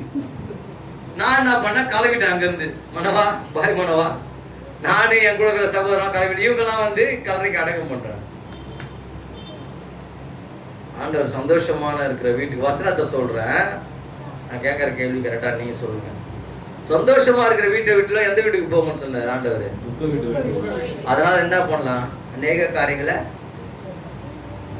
இங்கதான் எங்களை திட்டுறாங்கன்னு பார்த்தா அங்க போயிட்டு 2ஆம் வருகை அது தவறு, வெளிப்பாடு அவசியமே இல்லை, கத்தி கத்தி பிரசங்கம் பண்ணிக்கிறாங்க. நான் இல்லாத நேரத்துல சாவ வீட்டுல என்ன பிரசங்கம் நடக்கணும், என்ன நடக்கணும், என்ன பிரசங்கம் பண்ண? நீ பாஸ்டர் ஆயிட்டுனா என்ன பண்ணுவ சொல்லு, ஏச்சு நின்று சொல்லு. நீ பாஸ்டர், இப்போ நாடகம் நான் அடக்க ஆராதனை பண்றேன், நீ இப்ப நீ சொல்லணும் என்ன பண்ணுவேன்னு கேட்டு சொல்லு. கேட்டுங்க ஜனங்களே, அங்க என்ன நடந்தது, இங்க நான் பாருங்க சொல்லுங்க. இப்பதான் நான் தான் டெட் பாடி என்ன கத்திருக்கிறாங்க, அப்படியே வச்சு நான் தான் செத்து போயிட்டேன். இப்ப அடக்க ஆராதனை பிரசங்கம் பண்ணு, என்ன சாவ நினைச்சு பண்ணுப்பா, பேசு. கர்த்தருக்குள் பிரியமானவர்களே, சகோதரன் டேவிட் இவ்வளவு நாள் ஊழியம் பண்ணாரு, இன்னைக்கு காலில் மாரடைப்பில் இறந்து விட்டார். அடக்க ஆராதனைக்காக சிறிது நேரம் தேவனோட வார்த்தையை கேட்போம். பேசுங்க. மரணம் இந்த பூமியில் எதுக்காக வந்தது? பாவம் எப்படி வந்தது? மனிதன் ஏன் மரிக்கிறார்கள்? மரிக்கிற வசனம், மரித்த பிறகு மனிதனோட வாழ்க்கை எங்கே போகிறது? அந்த குடும்பத்துக்கு என்ன ஆறுதல் சொல்லணும்? எங்க அம்மா பொண்டாட்டி ஷாரன் எல்லாம் பாண்டிச்சேரியில சொல்லுங்க. என்னுடைய வார்த்தை சொன்னா உங்களுக்கு ஆறுதல் கிடைக்காது. தேவனோட வார்த்தை தான் அந்த குடும்பத்துக்கு ஆறுதல் கிடைக்கும். கிறிஸ்தவனுக்கு மரித்தால் மரணம் இல்லை, நிச்சயமாக பரலோகத்தில் ஒரு இடம் உண்டு. ஏன்னா என் பிதா வீட்டில் அநேக வாசஸ்தலங்கள் இருக்கிறது, நான் போய் உங்களுக்காக ஆயத்தம் பண்ணுகிறேன். சொல்லுங்க. அதுதான் பரிசுத்த வேதாகம் சொல்லுகிறது. இந்த நாளுக்குரிய தீர்க்கதரிசி அதான் சொல்றார், நாங்களும் அதான் சொல்றோம். அதனால மரணம் வீட்டை சந்திக்குமானால் நீங்கள் கிறிஸ்துவை பயப்படாதீர்கள். மரித்தது பிறகு ஒரு வாழ்க்கை உண்டு. அதுதான் நம்மளோட நம்மளுடைய எதிர்பார்ப்பு, நம்மளோட விசுவாசம் எல்லாம். கர்த்தர் உங்களை ஆசீர்வதிப்பார். உட்காருங்க. இதுதான் என் சாவுக்கு பண்ண பிரசங்கத்தை முதல்ல பண்ணிட்டார். நானே கேட்ட உயிரோடு இருக்கும் போது செத்துட்டா கிரியோன் தான் பிரசங்கம் பண்ண. எனக்கு இந்த பிரசங்கத்தை நீ ஒழுங்கு நைட்ல ஆவியா புடிச்சுட்டு உன்னை ஆட்டம் காட்டுவேன். நான் மேல பர்மிஷன் வாங்கிட்டு வருவேன், விடவே மாட்டேன். நான் இதை பண்ணுகிறான்னா 2ஆம் வருகை அது தவறு, வெளிப்பாடு அது தவறு. எவையா எந்த பைபிள் இந்த அவனை அனுப்பிச்சாங்க? துக்க வீட்டுக்கு போய் அனுபவம் அவனுக்கு பிரசவம் பண்ணி கத்துட்டு போவங்க வந்து சேதுப்பட்டுல இருக்கிற திருவண்ணாமலையில தீப யாத்திரை இடத்துல வந்து இருப்பாரு கிதியோன். கர்த்தரின் பட்டயம், கிதியோனோட பட்டயம். அல்லேலூயா. பட்டயம் எப்படி உருவரா இருப்பாரு. செத்து மரித்த வீட்டுல இந்த மனுஷனா கூட ஒண்ணு சேர்த்துட்டு பேசிட்டாரு. என்னன்னு கல்யாண வீட்டுக்கு போனா மாப்பிள்ளை பொண்ணு வீட்டு வாழ்க்கை போல சர்ச்சில் உட்கார்ந்தது. ஒரு விதத்துல உண்மை. ஒரே சர்ச்சில் கல்யாணம் பண்ண சக்தி கல்யாணம் பண்றான். டேவிட் பதில் வச்சா டேவிட் வழக்கமா எப்படி பேசுறேன் தெரியுமே அப்படின்னு தானே சொல்லுவோம். அது சொல்ல மாட்டேன். மேரேஜுக்கு நான் பிரசங்கம் பண்றேன், உயிரோட இருந்தா. இப்ப அடக்க மாட்டாங்க, இப்ப உயிரோட வந்துட்டேன், கல்யாணத்துக்கு நான் பிரசங்கம் பண்றேன் அப்படின்னு வச்சுக்கோ. நான் என்ன பண்றேன், ஸ்டைல் உனக்கு வழக்கமா தெரியும், இப்படி எல்லாம் பேசுவார் அப்படின்னு சொல்லிட்டு, ரைட்டா? அதுலயே திருப்பி திருப்பி வாழ்நாள் ஃபுல்லா நீ திருந்த மாட்டேன். அன்னைக்கு ஒரு நாள் திருந்துட போடுற, திருந்துருவ? திருந்தவே மாட்டேன். நீ சொல்றதுக்கு நான் ஆப்போசிட்டா வேலை செய்வேன் வீட்டுல போயிட்டு. நீ எனக்கு தெரியும் நல்லா உன்னை பத்தி. பிரிமானவல அவர் பேசிட்டாரு என்னன்ட்டு, கல்யாணத்துல போனா மனவனுக்கு பிரச்சனை பண்ணி வாழ்க்கை போல சர்ச்சை உட்கார்ந்து இன்னைக்கு என்ன பேசுற, காஸ்பல் பேசியா அப்படின்னு சொல்லிட்டாரு. காஸ்பலை எங்கெல்லாம் பேசலாம், எங்கெல்லாம் பேசக்கூடாது? அடுத்த கேள்வி. காஸ்பல ஐசாக் சொல்லு, காஸ்பல எங்கெல்லாம் பேசலாம், எங்கெல்லாம் பேசக்கூடாது? பேசலாம். அப்புறம் தேவனை அறியாத மக்கள் கிட்ட போய் நம்ம சுவிசேஷம் காஸ்பல் பேசலாம். அப்புறம் ஓகே, நீங்க இது வசந்த பிரதர், நீங்க சுவிசேஷத்தை எப்பெல்லாம் பேசலாம், எங்கெல்லாம் பேசலாம்? ஆண்போருக்கு சுவிசேஷம். காண்போருக்கு சுவிசேஷம் சொல்லுதல். ஒருவேளை காணாம ஒரு நபர் இருக்கு, எங்க இருக்கிறீங்க? காடு மலை செடி எல்லாம் அங்கதாங்க, பேச மாட்டீங்களா? பேச முடியும் தானே? இந்த செய்தி என்ன சொல்றது? இயற்கை கிட்ட என்ன பண்ண முடியும்? நான் ஒரே வசனத்தை முடிச்சிடுறேன். சமயம் வாய்த்தாலும் வாய்க்காவிட்டாலும் சுவிசேஷத்தை பிரசங்கம் பண்ணு. முடிஞ்சு போச்சு. ஒரு பொண்ணு தான் கை தட்டுச்சு. இதையா சத்தியம்? இதான் வசனம். சமயம் வாய்த்தாலும் சொல்லுங்க எல்லாரும். அப்பதான் யூடியூப்ல கேட்கட்டும். சமயம் வாய்த்தாலும் சமயம் வாய்க்காவிட்டாலும் சுவிசேஷத்தை பிரசங்கம் பண்ணு. சாவு வீட்டுல பண்ணு, கல்யாண வீட்டுல பண்ணு, கர்மாந்திர வீட்டுல பண்ணு, வீட்டுக்கு அழிச்சுக்கினா பண்ணு, காது குத்துறா பண்ணு, எல்லாத்துலயும் பண்ணு. சமயம் வாய்த்தாலும் வாய்க்காவிட்டாலும் சுவிசேஷத்தை பிரசங்கம் பண்ணு. கல்யாண வீட்டுல தான் பண்ணணும், சாவு வீட்டுல தான் பண்ணணும். ஏதாவது எழுதியா வச்சுக்குது? நீ சொன்னிய தெருல தான் போய் பேசணும்னு கொஞ்ச நேரத்துக்கு முன்னாடி நீயே அவுட். அதுல உத்தமகுமாரன் தீமோத்தேயே பவுலப்போஸ்தலன் பரிசுத்தமாய் பேசுறாரு. சமயம் வாய்த்தாலும் வாய்க்காவிட்டாலும் சுவிசேஷத்தை பிரசங்கம் பண்ணு. கண்டவனுக்கு சுவிசேஷம் சொல்றது தலைக்கல். அந்த கல் இங்க வேலைக்கு ஆகாது, அங்கே விட்டுணும். அதை நான் சொன்னது அப்புறம் மெதுவா அதுக்கு என்ன பிரதர் சொன்னீங்கன்னு சொல்றேன். பிரதர், இயேசுவானவரை நீங்க யாருன்னு கேட்கும் போது அவர் என்ன சொன்னாரு? என்னை கண்டவன் பிதாவை கண்டான் சொன்னாரா?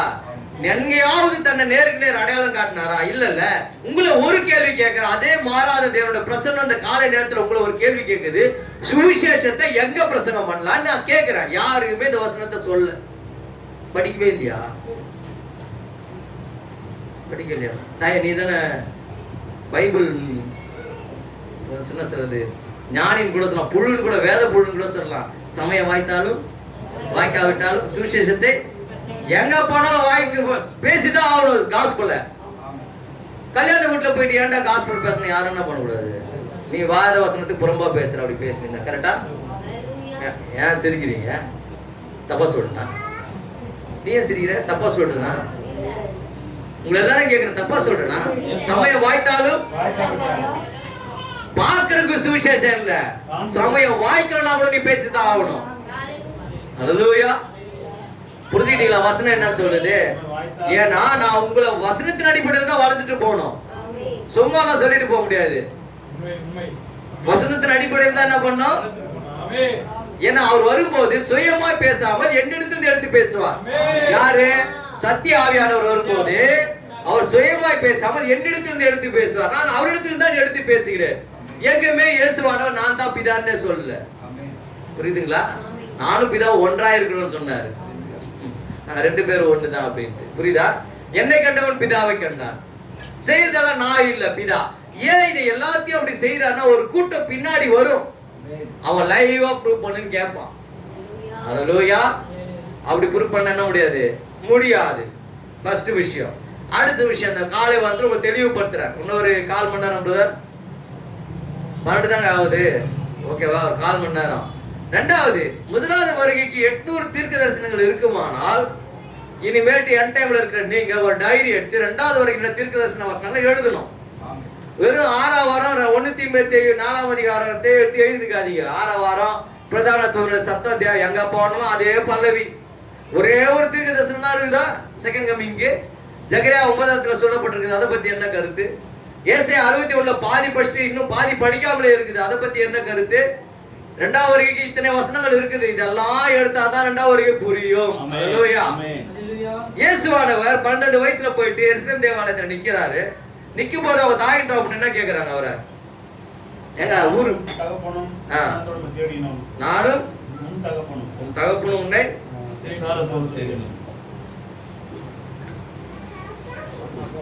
அவர் என்ன சொன்னார் அதுக்கு? அவர் என்ன சொன்னார் அதுக்கு? இல்ல வாயில சொல்லுங்க. யாரு?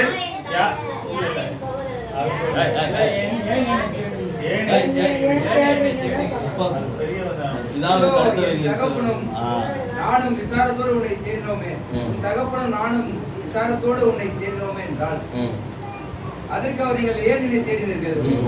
பிதாவுக்கு அடுத்தவைகளால் இருக்க வேண்டியது என்று அறியீர்களா என்றார். பாருங்க, அவர் என்ன சொல்றாரு அங்க கூட? பிதாவுக்கு 12 வயசுலயே அவருக்கு என்ன ஞானம் பாத்தீங்களா? என்னம்மா என்ன தேடினீங்க, வா சொல்லு அப்படி கேட்கல.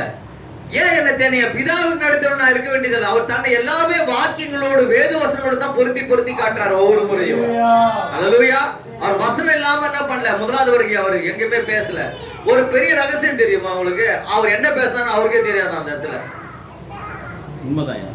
ஜீசஸ்க்கு 12 வயசுல என்ன பேசுறாருன்னு அவருக்கே தெரியாதான். காரணம் கரெக்டா சொன்னாங்க சகோதரர், அவருக்குள்ள இருந்தது பிதா, அதனால அவருக்கு தெரியாம போயிடுச்சு.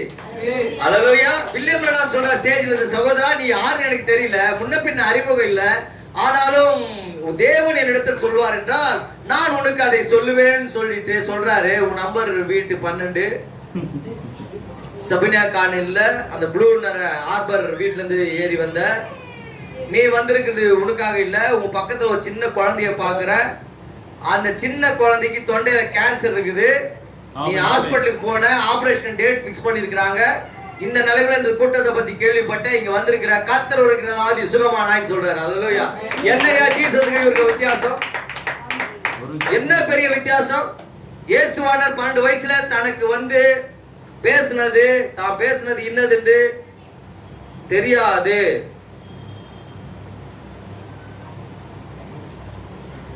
அந்த 12 வந்து சிறுவனை இயேசு என்ன கூறினார் என்பதை அவரே புரிந்து கொள்ளவில்லை என்று நினைக்கிறேன்.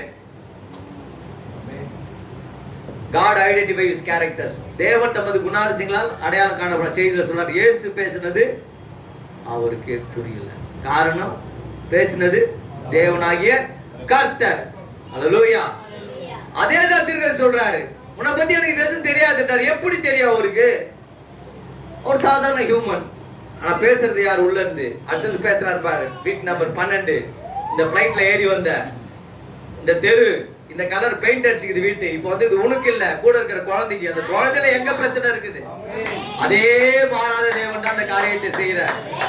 தேவனை அடையாளம் காண இந்த அடையாளங்கள் மூலம் தான் அடையாளம் காண முடியும். அல்லேலூயா. இதுதான் அவரோட விசேஷ குணமா. எப்படி? என்னை விசுவாசிக்கிறோம், நான் செய்கிற கிரியைகளை தானும் செய்வான். என்ன செய்வானா தெரியுமா? எனக்கு எதுவும் தெரியாதுன்னு சொல்லுவானா. அல்லேலூயா. என்ன சொல்லுவான்? எனக்கு எதுவும் தெரியாது, பிதாவானவர் காமிச்சே நான் செய்யறேன்பான்னு சொல்லுவான். அல்லேலூயா. இதுதான் உண்மை. பிதாவானவர் காண்பிக்கிறதை குமார் ஒன்றையும் தானாக என்ன பண்ண மாட்டாரு, செய்ய மாட்டார். அதுதான் இந்த மனவாட்டியும் செய்கிறான். அல்லேலூயா. இங்க வர எல்லாருமே சுகத்தை பெற்றுட்டு போயிடுறாங்களா? இல்லையே. தேவன் யாரை சுகப்படுத்த நிர்ணயிச்சு வச்சாரோ அவங்க தான் என்ன பண்றாங்க, சுகமாகி போறாங்க. அல்லேலூயா. இத பாருங்க, தேவன் அந்த வேளையில் வாக்களிக்கப்பட்ட வார்த்தையில் தன்னை காண்பிக்கிறார். அல்லேலூயா. எப்பொழுது எப்படி காண்பிக்கிறாரா? Promise word. யோவான் சொன்ன போய் கேக்குற, நீ யாருன்னு கேட்கும்போது என்ன சொன்னாரு அவரு? ப்ராமிஸ் வேர்ட் தான் அங்க சொன்னாரு. கரெக்டா? யோவான் சொன்ன யார் கேட்கும் என்னங்க பதில் சொன்னாரு? ப்ராமிஸ் வேர்டுன்னு நான் சொன்னேன், அவர் என்ன பதில் சொன்னாரு? வாக்குத்தத்தம் நினைவுகூறார். ஏசாயா சொல்ற வாக்குத்தத்தம் நினைவுகூறார். யோவான் சொன்ன நீ யாருன்னு கேட்கும்போது சொல்றாரு, இதோ வனாந்தரத்தில் கூப்பிடுற சத்தமா இருக்கிற. இவங்க எல்லாருமே ஒரே ஸ்டைல ஃபாலோ பண்றாங்க. எப்படின்னா தன்னை பார்த்து வேதம் எங்க சொல்லிருக்கோ அந்த வசனத்தை அடையாளம் காட்டுறாங்க. இதுதான் லாஜிக், இதுதான் இதோட கீவேர்டு. தன்னை பற்றி வேதத்துல எங்க சொல்லப்பட்டிருக்கிறதோ அந்த இடத்தை அடையாளம் காட்டி பேசுறாங்க. அல்லேலூயா. ரைட்டா? கரெக்டா? கரெக்ட் தானே? அப்ப மனவாட்டியை பத்தி கேட்டாருன்னா என்ன அடையாளத்தை காட்ட போறீங்க? உங்களை பத்தி என்ன ப்ராமிஸ் வேர்ட் இருக்குது? இன்னைக்கு இயேசு பத்தி பேசணும், யோவான் சாணன் பத்தி பேசணும். உன்னை பற்றி எங்க சொல்லப்பட்டிருக்கிறது சொல்லு பைபிள்ல. எப்படியா பார்த்தா எப்படிங்க பைபிள் எங்க சொல்லிருக்கு உங்களை பத்தி? எந்த இடத்துல சொல்லிருக்கு? ஏதாவது ஒரு வசனம் சொல்லுங்க, இந்த இடத்துல என்ன பத்தி சொல்லிருக்கு சொல்லுங்க. காமனா சொல்றேன், ஜெனரலா பைபிள் வசனம். ஏன் பைபிளை தேடுறீங்களா? பைபிளை தேட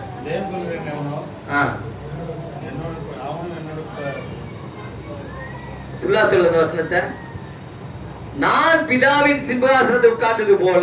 எந்த இடத்துலயுமே அவர் மாத்தி டைரக்டா பேசவே மாட்டாரு.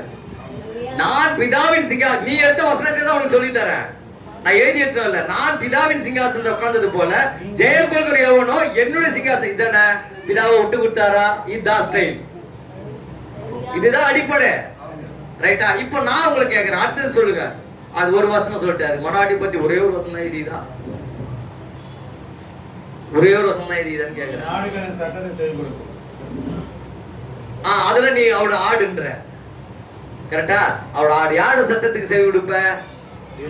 எல்லாரும் சொல்றாங்களா வில்லியம் பிரணாம் சத்தம்ட்டு.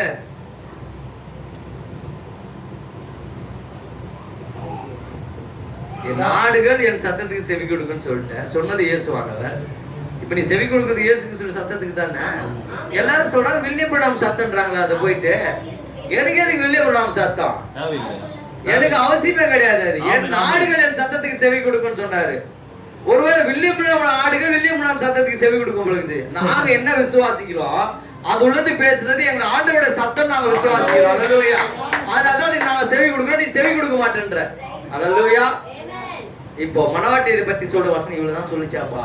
உதாரணம் அழைக்காவிட்டார் ஆழகாவிட்ட ஒரு இடத்துல வரமாட்டான். ரைட். கல்யாணம் ஆயிடுச்சா அவனுக்கு? எத்தனை பசங்க? ஒய்ஃப் யாரு? கல்யாணத்துக்கு எத்தனை பேரை கூப்பிட்ட? இவ்வளவு சொல்லி கூட நீ ஒரு வசனத்தை சொல்லணும், என்ன பண்றது? இவ்வளவு அடுக்குமொழிகளை கத்து கொடுத்தேன், அப்ப கூட அந்த வசனத்தை சொல்ல மாட்டேன்ற. வா, ஆட்டுக்குட்டியானவருடைய மனவாட்டியாகிய மனைவி உனக்கு காண்பிக்கிறேன்னு சொல்றது வசனம். அல்லேலூயா. இந்த வசனத்துக்கு ஏமா கல்யாணம் ஆன தாயே ஏமா இதை சொல்ல மாட்டீங்க? அடுத்த வசனம். வா, ஆட்டுக்குட்டியாருடைய மனவாட்டியாகிய மனைவி உனக்கு காண்பிக்கிறேன். இதுதான் உங்களை பத்தின சொன்ன வசனம். நீ யாருன்னு கேட்கும்போது எதன் அடிப்படையில் மனவாட்டின்னு சொல்றோம்? இந்த வசனத்தின் அடிப்படையில் தான் நம்ம சொல்றோம். அல்லேலூயா. தனிப்பட்ட முறையில் நீங்க பேசக்கூடாது. இயேசு தனிப்பட்ட முறையில் எங்குமே பேசவில்லை. உங்க தகப்பனாகிய ஆண்டவர் சர்வத்தையும் படைத்த தேவன் தன்னை எங்கேயுமே மிகைப்படுத்தி அவர் பேசவே இல்லை. அவர் வசனத்துல தன்னை அடையாளம் காட்டுகிறார். தான் எங்க இருக்கிறான்னு அடையாளம் காட்டினாரு. யோவான் சாணன் தன்னை எங்க இருக்கிறான்னு அடையாளம் காட்டினாரு. வில்லியம் பிரணாம் தன்னை எங்க இருக்கிறான்னு அடையாளம் காட்டினார். அல்லேலூயா. கரெக்டா? எல்லாருமே எதன் அடிப்படையில் தான் அடையாளம் காட்டுறாங்க? வசனத்தின் தேவனுடைய வார்த்தை என்று ஜெனரலா சொல்லாதீங்க. தேவனுடைய வசனமாகிய வார்த்தையின் அடிப்படையில் என்ன பண்றாங்க?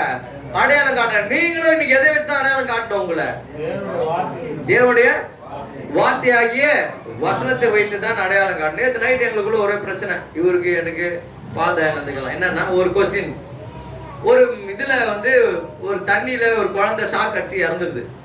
அது எந்த மெசேஜ்ல இருந்து பிரச்சனை? இப்போ அதை கேட்ட ஒரு பாஸ்டர், இவரோட கேட்டா இவருக்கும் தெரியல, எனக்கும் தெரியல, பால் தயாரிக்கும் தெரியல. அதை கேட்ட பாஸ்டர் சொன்னாரு, ஒரு குழந்தை என்ன பண்ணுது, தண்ணியில போய் விளையாடுது. ஒரு ஒயர், கரண்ட் ஒயர் அறுந்து அதுல இருக்கு. என்ன இருக்கும்? அந்த குழந்தை இறந்துருச்சு. இவங்க எல்லாரும் யார தேடுறாங்கன்னா, வில்லியம் பிரணாம் தீர்க்கதரிசின்னு நினைக்கிறாங்க. ஐயோ, தீர்க்கதரிசி இந்த இடத்துல இருந்தா என்ன பண்ணுவாரு? குழந்தையை காப்பாத்திடுவாங்க. ஆனா ஒரு சகோதரர் சொல்றாரு அந்த இடத்துல, அப்படி இல்லை, எங்கே 2 பேர் 3 பேர் நாமத்தினாலே கூடுகிறார்களோ அந்த இடத்துல நான் இருப்பேன் என்று சொன்னாரு. ஜெபம் பண்ணாலும் குழந்தை உயிரோட எழுந்துச்சு. அல்லேலூயா. வார்த்தையிலே அடையாளம் கண்டு கொள்ளுங்க. இந்த செய்திக்கு எப்படி பொருந்தது பாருங்க. டைரக்டா எழுப்பிடலாம் சொல்லல. அந்த சகோதரர் சொல்றாரு, இந்த வசனத்தை நினைவு கூர்றாரு. எங்க 2 பேர் 3 பேர் நாமத்தில் கூடுரு அவள் மத்தியில நான் இருக்கிறேன் சொல்ற உண்மை. முழங்கால் போட்டு ஜெபிப்போம், அந்த குழந்தை உயிரோட எழுப்புது. எழுப்புன லிஸ்ட் மட்டும் இது இல்ல, மனவாட்டி உயிரோட எழுப்பின லிஸ்ட் இதே செய்தியில தான் இருக்குது. இங்க இருக்கிறான்னு விசுவாசத்தா தானே மரித்தவனை நீ உயிரோட எழுப்புவ. இல்லன்னா 2வது வரைக்கும் பைத்தியம் முடிச்சுட்டு பேசி நிப்ப டெத்துல. எதை எங்க பேசணும்னு இருக்கு. கரெக்டா? கரெக்ட் தானே? பாருங்க, அந்த சகோதரர்கள் தீர்க்கதரிசியை தேட ஆரம்பித்தவர்கள் தீர்க்கதரிசியை விட்டு தேவனை தேட ஆரம்பித்தார்கள் அந்த இடத்துல. அல்லேலூயா. ஏன்னா உயிர்த்தெழுதலுக்கு சொந்தக்காரர் தீர்க்கதரிசி அல்ல, தேவன். அல்லேலூயா. உயிர்த்தெழுதலுக்கு சொந்தக்காரர் யாரு? தேவனே. அதனால்தான் அவரை தேடும் போது அந்த இடத்துல உயிர்த்தெழுதல் நடந்தது. எதன் அடிப்படையில் தேடினாங்க? வசனத்தின் அடிப்படையில் தேடினார்கள். அல்லேலூயா. ஒருவன் போதித்தால் தேவனுடைய வசனத்தின்படி போதிக்க கடவுள். அதை விட்டு தனியா பேசவே முடியாது யாராலையுமே. நீ எப்பேற்பட்ட செய்தியாளனா இருந்தாலும் சரி, எப்பேற்பட்ட பிரசங்கியா இருந்தாலும் சரி, அந்த இடத்துல எதன் அடிப்படையில் தான் பேச முடியும்? வசனத்தை எடுத்து தான் பேச முடியும். பழைய ஏற்பாடு எப்படி நடந்தது, புதிய ஏற்பாடு ஒப்பிட்டு பாருங்கள். இந்த செய்தி தான் சொல்றாரு. மனுஷகுமாரன் வருகையை ஒப்பிட்டு பாருங்கள் சொல்றாரு. இந்த கம்பேர் பண்றதே கிடையாது. எடுத்தோடனே தப்புன்னு சொல்லிடுறது. எப்படி? நான் கேக்குறேம்மா, ஒரு ரூபாய் நோட்டு எடுத்து கொடுக்குறேன் இப்போ உங்க கையில, இதை எடுத்த உடனே கள்ள நோட்டு நீ சொல்றியா? எப்படி சொல்லுவ? இது பார்க்கணும். ஏற்கனவே உனக்கு நல்ல நோட்டு தெரிஞ்சிருக்கணும் அந்த இடத்துல. அப்பதான் நீ சொல்ல முடியும் கள்ள நோட்டா நல்ல நோட்டை. எடுத்த உடனே நீ 2வது வரைக்கும் பேசுற சபையை தப்புன்றது. என்னைக்குடா நீ நல்ல நோட்டை பார்த்துருக்குற? உனக்கே சரி போகுது நல்ல நோட்டை என்னைக்கு பார்த்துக்கிறேன் கேட்டா. இவ்வளோ கான்சிச்சுனுங்கிற அனுப்புற போய் இப்போ சிஸ்டர் அவங்களை பார்த்து பேசுறாங்களா? நல்ல நோட்டு தெரிஞ்சாதானே கள்ள நோட்டு எதுன்னு தெரிய வரும். எடுத்த உடனே சொல்லிட முடியாது இல்ல. ஒப்பிட்டு பாருங்கன்னு சொல்லிட்டு ஊத்திருக்கிறது சொல்றாரு. எதுல? கிறிஸ்து தேவனோட பரமரகசியத்தை வெளிப்படுத்த செய்தியில.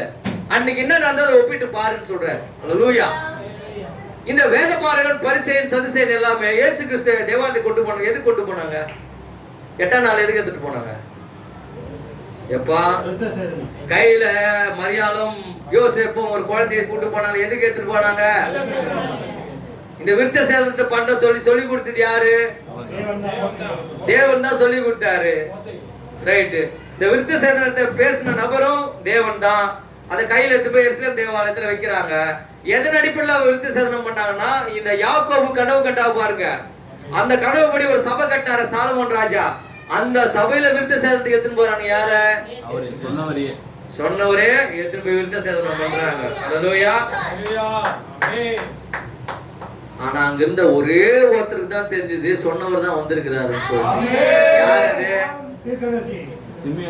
சிமியோனுக்கு மட்டும் தான் தெரிஞ்சது அத சொன்னவர் தான் இங்க வந்திருக்கிறாருன்னு சொல்லிட்டு. மீதி யாருக்குமே தெரியாம கொஞ்ச நாள் கழிச்ச பிறகுதான் எந்த இடத்துல விருத்த சேதனம் பண்ணப்பட்டாரோ அதே இடத்துல போயிட்டு நீங்கள் எதிர்பார்த்த வந்திருக்கிற சொல்லும்போது சிலுவையில் சொன்னாங்க. எந்த இடத்துல விருத்த சேதனம் பண்ணப்பட்டாரோ அதே இடத்துல திருப்பி போய் நிற்கும் போது யார் விருத்த சேதனம் பண்ணார்களோ, சிமியோன் மட்டும் பண்ண அந்த இடத்துல பண்ணதே பிரதான ஆசாரியர் வேத பாரகம் திருப்பி தெளிவா சொல்றாரு. ஏன்னா அவனுதான் விருத்த சேதனம் முறைமை தெரியும் யூதர்களுக்கு. அவருக்கே விருத்த சேதனம் பண்ணிட்டு அவரே திரும்பி வந்து நிற்கும் போது அவரை யாருன்னு தெரியாதுன்னு என்று சொன்னார்கள். எவ்வளவு பரிதாபமான நிலைமைல இது. இந்த செய்தியை தான் சொல்றாரு. இப்ப இயேசு போய் பிரசங்கத்துக்கு போறார் இல்லையா? இப்ப யோவான் சாணனோட வந்து கேட்கும் போது வருகிற நீதானா வேற ஒருவர் காத்திருக்கும் போது அங்க என்ன சொல்றாரு? என்ன பாக்குறாங்க அவங்க எல்லாம்? அற்புதங்களையும் அதிசயங்களையும் பாக்குற டைம் இல்ல. அதுதான் உண்மை. இயேசு நான் பண்ண பிரசங்கத்தை போய் சொல்லுன்னு சொல்ல, என்ன பாக்குறீங்களோ அதை போய் சொல்லுன்னு சொன்னாங்க. அதுதான் தேவனுடைய குணாதிசயமா. அல்லேலூயா. என்னது? இதுதான் தேவனுடைய குணாதிசயம். இந்தியாவில் தீர்க்கதரிசி பாம்பே ஏர்போர்ட்ல இறங்குறாரு. எல்லாரும் போறாங்க, வெல்கம் பண்றாங்க. கிறிஸ்டியன் அசோசியேஷன் பெண்டிகாஸ் தான் இன்னைக்கு தீவிரமா இருக்கு. அவர்கிட்ட ஒன்று சொல்றாங்க, நாங்கள் இந்தியன்ஸ் உங்களை ஏன் கூப்பிட்டோம்னா நீங்க பண்ற பிரசனத்துக்கு இல்லை. தோமா எங்ககிட்ட பைபிளை கொடுத்துருக்கா, நாங்கள் பைபிளை வாசித்துட்டு இருக்கிறோம். ஏன்னா பெண்டிகாஸ்டோலும் சர்ச்சை இருக்காங்க. ஆனா தேவன் உங்கள் மூலமா ஜீவிக்கிறார் என்பதை நாங்க கேள்விப்பட்டு இருக்கிறோம். என்னங்க? தேவன் உங்கள் மூலமா ஜீவிக்கிறார் என்பதை நாங்க கேள்விப்பட்டிருக்கிறோம். ஆகவே உங்களை அழைத்தோம் என்று சொன்னார். இது ஃபர்ஸ்ட் நாள் நடந்த கூத்து. இப்ப மீட்டிங் போறா தீர்க்கதரிசி. போகும்போது பிரசங்கம் பண்ணவில்லை. தேவன் தமது குணங்களால் விசேஷ குணங்களால் அடையாளம் காணப்படுகிறார். எந்த பிரசங்கமும் செய்யவில்லை. ஒரு குருடனை கண்ணை திறக்கிறார், முடிஞ்சு போச்சு. காது கேட்காத ஒரு பொண்ணை காது கேட்க வைக்க 2வது நாள் முடிஞ்சு போச்சு. 2வது நாள் மத்தியானம் போய் ஒரு குழந்தை முடமான குழந்தையை எழுந்து நட வைக்கிறார், முடிஞ்சு போச்சு. தேவன் ஜீவிக்கிறார், நிரூபிச்சுட்டு போயிட்டார். தீர்க்கதரிசி அல்லேலூயா. தேவன் மனிதர்கள் மூலமாக தான் மக்களோடு அசைவாடுகிறார். அதுதான் சிறந்த குணாதிசயம். என்னங்க? ஆனாதான் தேவனாகிய பிதா நேரடியா இறங்குவாங்க. இயேசு என்ற மனிதனுக்குள்ளாக வந்தார். அல்லேலூயா. தேவனாகிய பிதா மனிதனாகிய இயேசுக்குள்ளாக வந்ததுக்கான தேவன் மனிதன் மூலம் தான் மக்களோட அசைவாடுகிறார் சொல்றார். அன்றைக்கு அதே சட்டம் இருக்குன்னா புரஜாதி மனவாடி கிட்ட மட்டும் எப்படி மாறி போயிடும்? எப்படி மாறி போயிடும்? பிரதர் பிரானாம் சேஸ், தீர்க்கதரிசி எலியா சொல்கிறார், நம்முடைய வில்லியம் பிரானாம் சொல்லுகிறார், பூர்வ காலையில் பங்கு பங்காக வகை வகையாக. அவ்வளவுதான் அவன் செய்தி. பிரதர் பிரானாம் சேஸ் பூர்வ காலங்களில் பங்கு பங்காக வகை, அவ்வளவுதான் உன் செய்தி. புரியுதா இல்லையா? பூர்வ காலங்களில் பங்கு பங்காகவும் வகையாகவும் தீர்க்கதரிசி மூலம் பிரதர் பிரானாம் சேஸ் என்னைக்கு through by Branham God says என்னைக்கு வரையோ அப்பதான் முழு செய்தி உங்களுக்கு தெரியும். ஏன்னா அந்த கடைசி நாட்கள் குமாரன் மூலம் திருவிழா பட்டிருக்கிறார். ஹalleluya. தீர்க்கதரிசி தீர்க்கதரிசி தீர்க்கதரிசி தீர்க்கதரிசி பேசிட்டு இருந்தீனா வில்லியம் நாம பங்கு பங்காக வகை வகையா உங்கள்கிட்ட கொடுத்துக்கிறார். முழுமை அடையவில்லை. எப்போது குமாரன் வருகிறாரோ அதுவே முழுமை அடைந்த செய்தி. ஹalleluya. கரெக்டா பாஸ்டர்? நீ தீர்க்கதரிசின்னு சொன்னா பங்கு பங்கல நிக்கிற, ஆமென், வகை வகையில நிக்கிற. தமது குமாரன் மூலம் திருவுளம் பற்றார். எப்போ வர முடியும்? தேவன் அவருக்குள்ளாக ஜீவிக்கிறார் நீ சொல்லும் பொழுதுதான். ஹalleluya. யாருக்குள்ள? யாருக்குள்ள? தீர்க்கதரிசி இரண்டாவுக்குள்ள. என்னைக்கு தேவன் அவருக்குள்ள இறங்கி பேசுறார் சொன்னாதான் முழு செய்தி வெளியேறமாகும். அது வரல நீ பங்கு பங்கா வகை வகையா வச்சுக்கலாம். பங்கு பங்குனா பீட்ரூட்டு, கேரட்டு, சாம்பார், ரசம், இந்த சாப்பாடை வச்சுக்கலாம். தயிர், சைவ ஹோட்டல்ல மினி மீல்ஸ்ல போயிருப்பீங்களா, சாம்பார் சாதம், ரசம் சாதம், வெள்ளை ரைஸ் மொத்தமா கிடைக்கணும்னா தேவன் உள்ள இறங்கினார் நீ ஒத்துக்கணும். இல்லைன்னா இவ்வளவு டப்பால தான் கிடைக்கும் உனக்கு. இப்படி கொஞ்சம் கொஞ்சமா தட்டில் நிறைய வைப்போம் பாரு, அதை வச்சுதான் சுத்திட்டு நீ. பிரதர் பாஸ்டர் கரெக்டா பாஸ்டர்? தேவன் எதையுமே வசனத்தின் மூலம் தான் தன்னை அடையாளப்படுத்துவார். பூர்வ காலங்களில் பங்கு பங்காக வகை வகையா கொடுத்த தேவன் தன் மனவாட்டிக்காக குமாரனை இறங்கி பேசினார். ஹalleluya. தீர்க்கதரிசி லெவல் முடிஞ்சு போச்சு. புரியுதுங்களா சொல்றது? இதெல்லாம் பேசுறது யாரு? சரீர பிரகாரமா தீர்க்கதரிசி வில்லியம். உண்மையாகவே பேசினது யாரு? நானும் பிதா ஒன்றா இருக்கணும் போது பிதா தாங்க அந்த வார்த்தையை சொன்னவரு அன்னைக்கு பைபிள்ல. கரெக்டா? என்ன கேட்டவர் பிதாவை சொன்னதே பிதாதான். ஹalleluya.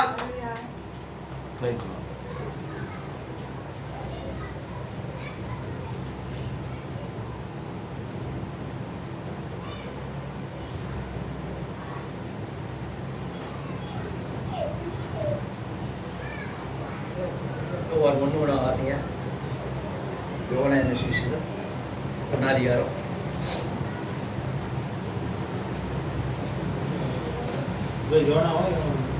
யோவான். ஆதியிலே வார்த்தை இருந்தது, அந்த வார்த்தை தேவனிடத்தில் இருந்தது, அந்த வார்த்தை தேவனாய் இருந்தது. படிங்க. அவர் ஆதியிலே தேவனோடு இருந்தார், சகலமும் அவர் மூலமாய் உண்டாயிற்று, உண்டானதொன்றும் அவரே அல்லாமல் உண்டாகவில்லை. அவருக்குள் ஜீவன் இருந்தது, அந்த ஜீவன் மனுஷனுக்கு ஒளியா இருந்தது. அந்த ஒளி இருளிலே பிரகாசிக்கிறது, இருளானது அதை பற்றி கொள்ளவில்லை. தேவனால் அனுப்பப்பட்ட ஒரு மனுஷன் இருந்தான், அவன் பேர் யோவான். அவன் தன்னால் எல்லாரும் விசுவாசிக்கும்படி அந்த ஒளியை குறித்து சாட்சி கொடுக்க சாட்சியாக வந்தான். அவன் அந்த ஒளி அல்ல, அந்த ஒளியை குறித்து சாட்சி கொடுக்க வந்தவனாய் இருந்தான். உலகத்திலே வந்த எந்த மனுஷனையும் பிரகாசிப்பிக்கிற ஒளியே அந்த மெய்யான ஒளி. போதும் பிரியமானவர். இப்படியா பேசினவன்ட்டு ஜீசஸ் அந்த இடத்துல சொல்றாரு. அவன் சொன்னா யோவான் கொஞ்ச நாள் அவட ஒளியில இருந்தீங்கன்னு சொல்றார். யாரோட ஒளியில? யாரோட ஒளியில? கொஞ்ச நாள்ல இயேசு கிறிஸ்து அவன் ஒளின்னு இயேசு கிறிஸ்துன்னு சொன்னா எப்படி அது நியாயம்? யோவானோட ஒளியில கொஞ்ச நாள் இருந்தீங்க, அதுக்கப்புறம் அவன் காலனாச்சு, முடிஞ்சு போச்சு. இதுதான் முதல்ல வருகனா. ரெண்டாவது வருகையில் அது எப்படி மாறும்? கொஞ்ச கால ஒளி தான் யோவான் இடத்துல என்ன பண்ணுதுங்க இருந்தது. அதுக்கப்புறம் யார் தான் வந்தது அந்த இடத்துக்கு? ஆண்டவராகிய இயேசு கிறிஸ்து. ரெண்டாவது வருகையில் என்னவா இருக்கும்? அப்போ தீர்க்கதரிசி என்ற ஊழியம் கொஞ்ச நாள் தான், அது நிரந்தரமான ஒரு ஊழியம் கிடையாது. அதுக்கப்புறம் ஆண்டவராகிய இயேசு கிறிஸ்து என்ன பண்றாரு? அதே ஊழியத்தை செய்யறாரு. ஆனா சரீரம் ஒண்ணு. அன்னைக்கு சரீரம் 2, இன்னைக்கு சரீரம் 1. இதை கண்டுபிடிக்கிறது யார் மட்டும் தான் கண்டுபிடிக்க முடியும்? பெரிய ஒளியில யாரும் வாசம், பெரிய ஒளி வெளிச்சத்துக்குள்ள யாரு இருக்கிறாங்களோ அவங்க தான் கண்டுபிடிக்கும். ஆமா, சின்ன ஒளியில கொஞ்ச நாள் அந்த சிறிது காலம் அந்த ஒளின்னு சொல்லுது யார்? இந்த யோவான் சானோட ஒளி. ஆனா நீங்க எந்த ஒளியில இருக்கிறீங்க? இன்னும் 10 நிமிஷம் 12:30க்கு கம்ப்ளீட்டா அவங்க கையில கொடுத்துருவாங்க சூரிய உதயம். இந்த பெரிய ஒளியில என்ன பண்ண வேண்டியது? நம்ம வாசம் செய்ய வேண்டியதா இருக்குது. ஹல்லேலூயா. ரைட். சோதோம் குமார்ல இந்த லோத்து இங்க முன்குறிக்கப்பட்டவரோட தேவன் நிக்கிறாரு. அங்க 2 தூதர்கள் போய் நிக்கிறாங்க. சரியானதே தைரியமா பேச முடியலையா யாரால? லோத்தால. பாவங்களை பார்த்தா தூதர்கள் குருடாக்கிட்டாங்க. லோத்து பாவங்களை பார்த்தா, எல்லா காரியத்தை பார்த்தா தைரியமா என்ன பண்ண முடியலையா? இன்னைக்கு பிரசங்கம் பண்ண நாங்க 2வது வரைக்கும் விசுவாசிக்கிறோம்ன்றது அது எங்களுக்குரிய வெளிப்பாடு. யார்கிட்ட நாங்க சொல்ல மாட்டோம். லோத்து உன் ஆதி ஆமத்திலே இருக்கிறது எங்களுக்கு அப்பயே தெரியாதா? நீ ஒளிஞ்சிருக்கிறன்னு எங்களுக்கு தெரியாதா? நீ ஆபிரகாமுக்கு சகோதரனா இருக்கலாம். லோத்தோட கேரக்டர் என்ன பண்ண மாட்டேன் தைரியமா இப்போ பேசக்கூடாது பிரதர், கொஞ்சம் கொஞ்சமா பேசணுமா. எப்போ இவ்வளவு போய் நேரம் உபத்திர காலத்துல விட்டு போகும்போது பேசுவியா? பொண்டாட்டி பயந்தவங்களா இருப்பாங்க போல. எப்போ பேசுவாங்களாம்? உபத்திர காலத்துல விட்டுறாங்க பொழுதுங்களாம் பேசுறதுக்கு. இப்ப பேசக்கூடாது. 50 கடைசியா தீர்க்கதரிசிகிட்ட தேவன் சொன்ன விஷயம் என்ன தெரியுமா? கரெக்ஷன் த வாக்கர்ஸ் அப்படின்னு சொன்னார். அப்படின்னா அந்த வரிசையில நடந்து லெஃப்ட் ரைட் மாறுறாங்க தெரியுமா, 6ஆம் பரிமாணத்துல, அவங்கள மட்டும் சரி பண்ணுன்னு சொன்னாராம். எவ்வளவு கிறிஷியல் டைம் நம்ம இருக்கிற நேரம் தெரியுமா உங்களுக்கு? என்னங்க பிரியமானவர்களே, இந்த நடக்க ஆரம்பிச்சாச்சு. மணவாட்டி தன் வரிசையில வந்தாச்சு. அவன் நடந்துட்டு இருக்கிறான். அதுல சில பேர் மிஸ்டேக் ஆகி உள்ள வெளியும் போயிட்டு இருக்கிறாங்களாம். தேவர் சொன்னார் தீர்க்கதரிசிகிட்ட, அவனை மட்டும் சரி பண்ணுன்னு சொன்னாராம். அல்லேலூயா. யார மட்டும்? உள்ள வெளியே போயிட்டு இருக்கிறோம் பாரு. நம்ம சில நேரம் இப்படி சில நேரம் அப்படின்னு சொல்லிட்டு அவங்கள மட்டும் தான் சரி பண்ணுன்னு சொன்னா என்ன ஆச்சு? ஆல்ரெடி எங்க இருக்கிறோம் நம்ம? அந்த மணவாட்டின் வரிசையில என்ன பண்ணிட்டு இருக்கிறோம்? உள்ள போயிட்டு இருக்கிறோம். அதனால நம்மளுக்கு நடக்கிற சம்பவங்கள் சில கரெக்ஷன் தான். புரியுதா? ஃபுல் கரெக்ஷன் இல்ல. லெஃப்ட் ஒருத்தர் வைக்கிறாங்க, ரைட் ஒருத்தர் வெளியே வைக்கிறாங்க. அந்த நடக்கிறதுல மணவாட்டியோட வரிசையில சரி பண்ணுன்றாரு ஆண்டவர் அவங்கள. யார? அந்த மணவாட்டி. அதுதான் இங்க நடந்துட்டு இருக்கிற ஒரு விஷயம். சோதம் குமாரை பத்தி நமக்கு எந்த அக்கறையும் இல்லை. அவங்களுக்காக பரிந்து தான் பேச முடியும். புரியுதுங்களா? அங்க ஏழு கேள்வியும் இல்ல. ராஜாவோட கம்பீர சத்தம் அங்க இல்லை. ஆகவே அவளை பத்தி நமக்கு அக்கறை கிடையாது. ஆனா இந்த இடத்துல ராஜாவின் கம்பீர சத்தம் இருக்கிறது. அல்லேலூயா. இதை நீங்க தெளிவா புரிஞ்சுக்கணும். நம்ம பேசுற பிரசங்கம் அல்ல, அவரை அடையாளம் காட்டுகிற நேரத்துக்கு நம்ம வந்துட்டோம். ஒரு விஷயத்தை மட்டும் புரிஞ்சுங்க. இங்க பாஸ்டர் மனோவா இருக்கிறாரு, பிரசங்கி ஆமோஸ் இருக்கிறாரு, 7 கூட பண்றாரு, கிதியோன் கூட பண்றாரு, ஸ்ரீதரம் பண்றாரு. ஒரு மனிதன் தன் செயலில் உத்தமனாய் காணப்படுவான், ஆனால் அது உண்மை என்று காண்பிக்க தேவனுக்கு ஒரு வழி வகுத்து கொடுப்பார். நீ உத்தமனாய் இருந்தால் தேவன் கடமைப்பட்டு இருக்கிறார். செய்தியை புரிஞ்சுக்கிறதுக்கு என்னதான் வேணும் சொல்லுமா? வாய் தந்து சொல்லுங்க. இந்த செய்தியை புரிஞ்சுக்கிறதுக்கு இப்ப அது புரியாதவங்களை என்னன்னு சொல்லலாம்? நான் மாத்தி கேக்குறேன். நீ உத்தமனா இருந்தா அதே செய், வேற எங்கேயும் போல, வேற எந்த மெசேஜும் எடுக்கிறது. மொபைல்ல படிச்சுட்டு நான் பேசுறேன் உங்ககிட்ட. இந்த கோர்ஸ் எல்லாம் எடுத்து காட்டுனுக்கிறேன், வேற ஒண்ணும் இல்ல. நீ உத்தமனா இருந்தா தேவன் தன்னை என்ன பண்ணுவாராம்? காண்பிக்க கடமைப்பட்டு இருக்கிறார். அல்லேலூயா. என்ன பண்ணிருக்காருங்க? டியூட்டி. என்னன்னு டியூட்டி நம்ம கடமை செய்யறாங்கல்ல, அது மாதிரி டியூட்டி. என்ன டியூட்டி போட்டுருக்கு அவருக்கு? யாராவது உத்தமம் வந்தா அவருக்கு என்ன பண்ணுவாரு? அவரு தன்னை காண்பிப்பாரு. அப்படி இன்னைக்கு அவரை பார்க்கல, அவரை வரலன்னு சொல்றாங்களோ, அவங்கள பத்தி சபையோரே உங்களோட கருத்து என்ன? நான் சொல்ல ஜட்ஜ்மெண்ட் உங்ககிட்டே கொடுக்குறேன். நிச்சயமா காண்பிக்க மாட்டேன். எக்கால பண்டிகையிலும் அதுதான் சொல்றாரு. தேவன் இந்த God identifies character. தேவன் தமது குணாசிங்களால் அடையாளம் காணப்படுறார் செய்தின்னு சொல்றாரு. உத்தமமான இருதயம் உனக்கு இருந்தா தேவன் உனக்கு சத்தியத்தை வெளிப்படுத்துவார். பிரசங்கம் பண்றதுனால நீ புரிஞ்சுக்க முடியாது. நீ இந்த 2 மணி நேரம் பிரசங்கத்தை கேட்டு வெறி எழுந்து போகும்போது உங்க இருதயம் என்னவா இருக்கும்? பாஸ்டர் என்ன பத்தி பேசட்டும் பரவாயில்ல, பாஸ்டர் என்ன புரிஞ்சுக்காம போட்டோம் பரவாயில்ல, கணவன் என்ன புரிஞ்சுக்காம போட்டோம் பரவாயில்ல, என்னோட டீகன் என்ன புரிஞ்சுக்கல பரவாயில்ல, என் மேனேஜர் என்ன புரிஞ்சுக்கல பரவாயில்ல, சபை விசுவாசிக்க என்ன புரிஞ்சுக்கல பரவாயில்ல. நீ உத்தமமா இருக்க முடியுமா? தேவன் தன்னை காண்பிக்க வல்லவராக இருக்கிறார். உத்தமமா உட்காந்து பேசிட்டு இருக்கிறோம் நாங்க 5 பேரு. ஒருத்தர் படிப்பேறி தெரியாது, பைபிள் படிக்கிறது அவர் பேசுறாரு. இன்னொருத்தர் பைபிள் படிச்சவங்க ஊழியம் பண்றாங்க. இன்னொரு பாப்பா ஞானஸ்தானம். நாங்க பேசும்போது ஒரு சத்தம் சொல்லுது, யோபு 16ஆம் அதிகாரத்தை படி. உத்தம இருதயத்தோடு இருந்தா தேவன் தன்னை தெரியப்படுத்த வல்லவராக இருக்கிறார். நீ பாஸ்டருக்கு உத்தம இருதயத்தோடு இருக்குன்னு நினைக்கிறியா? தேவனுக்கு உத்தமமா இருக்குன்னு நினைக்கிறியா? தேவனுக்கு உத்தமனா இரு. இந்த உத்தமன்ற வேர்டுக்கு எவ்வளவு மகிமையான காரணம் இருக்குது தெரியுமா? நீ மாத்திரம் உத்தமமா இருந்தால் கேன்சர் கூட உனக்கு முன்னாடி நிக்க முடியாதுன்னு சொல்றாரு. அந்த தூதன் எவ்விதமாய் தூதன் என்னோட சொல்றாரு, நீ உத்தமமா இருந்தால் கேன்சர் கூட உனக்கு என்ன முடியாது, முன்னாடி நிக்காது. கேன்சரை தோர்த்ததுக்கு ஒரே வழிதான், நீ உத்தமமா இருக்க வேண்டிய விஷயம் தான். அல்லேலூயா. அந்த மம்பா பாம்புன்னு ஒரு பாம்பு எஸ் வடிவில இருக்கும். அவர் ஆண்டவர் தீர்க்கதரிசி சொல்றாரு, அந்த பாம்பை கட்டு, நீ உத்தமமா இருந்தால் பாம்பை கட்டுவாயின்னு சொல்றாரு. அவர் சொன்னார் இயேசுவின் நாமத்தில் மம்பா பாம்பை கட்டுறேன்னு சொல்றாரு. ரொம்ப விஷமுள்ள பாம்பு. இப்ப மறுபடியும் சொல்றாரு கட்டுறதை எப்படி அழுகணும் நீ மோர் சின்சியர் அப்படின்னு ஒரு வார்த்தையை சொல்றாரு. என்ன சொல்றாரு? மோர், மிகவும் உத்தமமா இருந்தால் அந்த கட்டையை அழுக்க முடியும். அப்ப சொல்றாரு கட்டுறா இயேசுவின் நாமத்தில் கட்டா விடுற அது கண்ணாடியா மாறி கீழே அப்படியே சதறி போயிடுது. உத்தமமாக இருந்தா பிசாசுகளை கட்டலாம், பிரச்சனைகளை கட்டலாம், வியாதியை கட்டலாம். மிகவும் உத்தமமா இருந்தால் கட்டுற வியாதியை அவுத்து விடலாம். மோர் சின்சியர். சபைக்கு வரும்போது மட்டும் உத்தம உட்காந்து அது வந்து வெறும் குடிக்கிற மோர் சின்சியர், அது பேரு. ரியல் மோர் சின்சியர்னா வேலைக்கு போனாலும் நம்ம பாஸ்ட் பார்க்கல, நம்ம வீட்டுக்காரன் பார்க்கல அப்படின்னு நினைக்க கூடாது. வேலைக்கு போற இடத்துல நம்ம மனைவி பார்க்கல, நம்ம பிள்ளைங்க பார்க்கலன்னு இருக்க கூடாது. அங்கேயும் you must be more sincere. வேலையில மோர் சின்சியர், சபையில மோர். காலைல பாய போடும் போது இல்லைன்னா அந்த மனவ திட்டுவான் வந்து பெருக்கலையா, வேற வேலையில இந்த போடல, அதேண்டா சார்ஜ் போடல, இந்தாண்டா ட்ரிபிள் ஒழுங்கா வைக்கல, புல்பிட்டாண்டா தொடக்கல.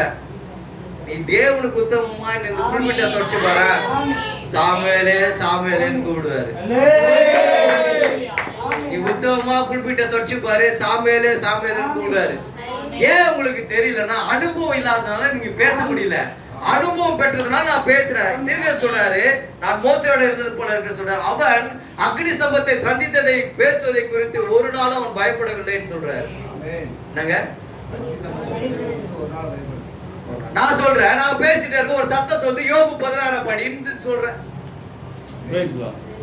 நான் என்ன சொல்றேன்னு உங்களுக்கு புரியல. போன வாரம் ஒரு சத்தம் சொல்லுது யோபு 16 படி, எடுத்து பார்த்தா எங்க பிரச்சனை அதுக்கு பதில் இருக்குது. இன்றைக்கு தேவன் பேசுகிறவராக இருக்கார். உத்தம இருதயத்தோடு உட்காரும் பொழுது சாத்தியம் வரணும்னா கேள்வி கேட்பாரு பாஸ்டர். ஒரு பதில நம்மளே வச்சுக்கிறது. நீங்க சொல்லுங்க, அது உத்தம இருதயமா? அந்த இடத்துல இவன் அமிச்சா ஃபெயிலியர் ஆயிடான்னு தெரியும். அது உத்தம இருதயமா? பாஸ்டர் உத்தம இருதயம் 500 ரூபாய் பாக்கெட் வச்சு நீங்க போயிடும், மொத்தம் 500 ரூபாய் தசம் பாங்க போட்டா என்னத்துக்கு ஆகுது? அடுத்த மாதம் என்ன சாப்பிடுறது? அது உத்தம இருதயமா? தசம பாகம் கொடுக்க வேண்டியது வேதத்தின் கடமை. 10ல் 1 நீ கண்டிப்பா இந்த சபையில யாரெல்லாம் வந்து பிரசங்கம் கேட்கறீங்களோ, அம்மா வெளி சபைக்கு போறீங்க அதிர்ச்சியா வந்திருப்பீங்க சொல்ல, இந்த சபையில நிரந்தர விசுவாசியா இருக்கிற நீ யாரா இருந்தாலும் சரி, முதல்ல நீ எடுத்து வைக்க வேண்டிய தசம பாகம் தான். பிரதர் நீங்க எவ்வளவு தசம பாகம் உங்க வாழ்க்கையில கொடுத்தீங்கன்னு? 10ல் 1 கொடுக்க மாட்டேன் நானு, அதை 5 ஆகிடுவேன். அப்படின்னா 1000 ரூபாய் சம்பளம்னா 200 200 200 200 5ஆ பிரிச்சிருவேன். 800 ரூபாய் தசம பாகம் போட்டுருவேன். நீ போடுறியா? 800 ரூபாய் என்ன போடுவேன்? எவ்வளவு சம்பளத்துல? 1000 ரூபாய் சம்பளம். பாஸ்ட் சொல்லுவாரு, எங்க அம்மா கிட்ட வந்து சொல்லுவாரு, ஏமா இந்த பையனை எந்த கேள்வி கேட்காதீங்க, சம்பளத்துல 800 ரூபாய் போட்டு 200 ரூபாய் தான் கையில வச்சுட்டு இருக்கான், நீ அவனை எதுவுமே தப்பா ஒரு நாள் பாரு அவன் என்ன ஆக போறான்னு சொன்னாரு. இன்ன வரலும் காசுல குறையவே இல்லைங்க. இன்ன வரலும் நான் வேலைக்கே போல, தசம பாகம் எவ்வளவு வருதுன்னா மிஞ்சி போன 3000 ரூபாய் தான் வரும். ஆனா எப்படிதான் காசு வருது, எப்படிதான் காசு போகுதுன்னே தெரியல. மத்தவங்க கொடுக்குற அளவுக்கு தான் வந்துட்டு இருக்கு. அந்த பாஸ்டர் சொன்ன தீர்க்க தரிசனம். தசம பாகல பண்டக சாலை என்ன பண்ணணும்? கண்டிப்பா 10ல் 1 கொடுங்க. நீங்க அதிகமான உங்களை கொடுக்க சொல்லல. நீ திருவண்ணாமலை சபைக்கு போனாலும் சரி, நீங்க எல்லாம் பலவரம் சர்ச்சுக்கு போனாலும் சரி, நீ சேர்த்துப்பட்டு இருந்தாலும் சரி, 10ல் 1 பாகம் வந்தவனே நீ என்ன பண்ணு எடுத்து. அப்போ நீங்க மாச குடும்பத்துக்கு என்ன பண்ணீங்கன்னா கடன் வாங்குவோம். தசம பாகத்தை கரெக்டா கொடுத்துட்டு நாங்க கடன் வாங்குவோம். அந்த கடன் எப்படி அடையுதுன்னே தெரியாது. அல்லேலூயா. சொல்றது புரியுதுங்களா? ஏன்னா வசனம் சொல்லுது இப்பையிலே மறுமையிலேன்னு சொல்லுது. அல்லேலூயா. தீர்க்கதரிசிட்ட ஆண்டவர் வந்து சொல்றாரு, நீ அரிசோனாக்கு போயிடு, உங்க இடத்தெல்லாம் விட்டுட்டு போயிடுன்னு சொல்றாரு. தீர்க்கதரிசி அப்படியே விட்டுட்டு அரிசோனாக்கு போறாரு. திரும்பி வரும்போது அவர் கையில சாவி எடுத்து வந்து கொடுத்தாங்க. என்னதுன்னு கேக்குறாரு. வீட்டு சாவி. யாருக்கு கேட்கறாரு? உங்களுக்கு தான் சொல்ல மேடம், நீங்க தான் வீடியோ விட்டுட்டு போயிட்டீங்களா, ஆண்டவர் அரிசோனாக்கு போக சொன்னாரு. அதனால நாங்களாம் சேர்ந்து உங்களுக்கு ஒரு வீட்டை கட்டி கொடுத்துருக்கோம். நீ உத்தமமா இருந்து பாரு, சாவி உன் கையில வரும். அல்லேலூயா. உத்தமமா பாரு சாவி. நான் வீட்டை கட்டிட்டு இருக்கிறேன். 2 ரூம் போட்டு தான் கட்டுறேன். என்கிட்ட காசு அவ்வளவுதான் இருந்தது, என்கிட்ட அம்மா கிட்டயும். 2 வருஷமா கட்டணும் அந்த வீட்டை. இப்போ ஃபினிஷிங் ஸ்டேஜ் வருது. ஒரு பிரதர் நம்ம என் டைம்ல இருந்து வராரு. இது 2 ரூம், இதை போய் வீடுன்றீங்க. வீடுனா பாத்ரூம், டாய்லெட், கிச்சன் நல்லா இருக்கும் கூட, போர்ட்டிகோ இருக்கு, கட்டமா இது 2 கட்டத்தை பார்த்து வீடுன்னு சொல்றீங்களேன்னு சொல்லுவாங்க. அவர் வந்து கிச்சன், டாய்லெட், பாத்ரூம் கட்டி கொடுத்துட்டு போனாரு. பின்னாடி முடிஞ்சிச்சா வேலை, இப்போ முன்னாடி காலி ஆகுது. இன்னொரு பிரதர் வராரு. அவர் வந்துட்டு என்ன பின்னாடி ஃபினிஷ் பண்ணிட்டு இருக்கீங்க, முன்னாடி எதுவுமே போர்ட்டிகோ எதுவும் போடல, ஒன்று பண்ணுவோமா, ஒரு பனை மரத்தை வெட்டி எடுத்து வச்சு அந்த ஓலை வச்சு அட்வான்ஸா போர்ட்டிகோ கட்டிடலாமான்னு கேட்டேன். இப்படி பார்த்தாரு, பேசுறேன் காட்டுறேன் என்கிட்ட இல்லையா, நீ பாட்டு கிண்டல் பண்ற போர்ட்டிகோ இல்லைன்னு. அப்புறம் எப்படி கட்டுறது, அவர் வந்து போர்ட்டிகோ கட்டி கொடுத்தாரு. ஏங்க காசு நான் கொடுக்கலங்க, 2 பேரும் காசை போட்டு டாய்லெட், கிச்சன் ஒருத்தரும் போர்ட்டிகோ ஒருத்தரும் கட்டி கொடுத்துட்டு போனாரு. இம்மையில மாற்றம் இல்ல, மறுமையில அது வரும்ன்ற நானு. இம்மையில வரும் தான் நம்ம கிட்ட சொல்றேன். நீ மாத்திரம் உத்தமமா இருந்தா விசுவாசிங்க எவ்வளவு தவறா இருக்கட்டும், சத்தியத்தை சொல்லிட்டு போற உத்தமமான இது ஒரு மெய்ப்பனுக்கு இருந்தா போதும், ஆட்டோமேட்டிக்கா விசுவாசி மாறினே போகும். பெரிய பெரிய ரெவல்யூஷனா தேவையில்ல. விசுவாசிங்களை பத்தி உனக்கு எல்லா வெளிப்பாடு வேணுமா, விசுவாசிகளை பத்தி உனக்கு காரியம் தெரியணுமா, நீ போய் கேட்கவே தேவையில்லை. உத்தமமா இருந்தா போதும், அவனோட எல்லா டீட்டெயிலும் வெளியே இருக்கணுமா, வெளியே வரும். அல்லேலூயா. சொல்றது புரியுதுங்களா என்ன சொல்றேன்? அதே மாதிரி இங்க தேவனுக்காக தான் நான் நிக்கிறேன்னு சொல்லிட்டு உத்தமமா இருந்தீங்கன்னா கர்த்தர் எல்லா தேவையும் அவர் தான் சந்திப்பாரு. உங்களுக்கு தேவையானது ஒன்றே ஒன்று, சத்தியத்தை வெளிப்படுத்த உத்தம இருதயம் தேவை ஒரு மனுஷனுக்கு. அதே மாதிரி இந்த பூமிக்குரிய காரியத்தையும் தேவன் தரணும், உங்களுக்கு உத்தமமான இருதயம் இருக்கணும். சொல்றது புரியுதா உங்களுக்கு என்ன சொல்ல வரேன்னு சொல்லிட்டு? ஆக பிரியமானவர்களே, இந்த கால நேரத்தை தேவன் எதை செய்தாலும் 2 வசனத்தின்படி தான் செய்வார். அவர் எப்படி தன்னை அடையாளம் காட்டுவார், அவரோட விசேஷத்தை குணங்களால் தன்னை அடையாளம் காட்டுவார். அந்த விசேஷ குணம் எது, எதையுமே தானாக செய்யாம எல்லாமே வசனத்தின் அடிப்படையில காட்டிட்டே போறது. அல்லேலூயா. பிரசங்கம் அல்ல, ஜீவிக்கிற தேவனுடைய கர்த்தருடைய அடையாளங்கள் தான் விசேஷ குணங்கள்லாம் இருக்கிறது. ரைட்டுங்களா? அதுல நீங்க போனா பழச திருப்பியும் பேசுறாரு. ஏன்னா எதை எடுத்தாலும் தீர்க்கதரிசி எதை பேசுவாரு, சமாரேசரியை பேசுவாரு. இந்த மெசேஜ்ல அடுத்தது அதுக்கு தான் போறாரு. அது உங்களுக்கு பழகி போச்சு சமாரேசருடைய கதை. அதே மாதிரி இவரை அந்திரேயை கூப்பிடுறாரு பார், அது உங்களுக்கு பழகி போன கதை.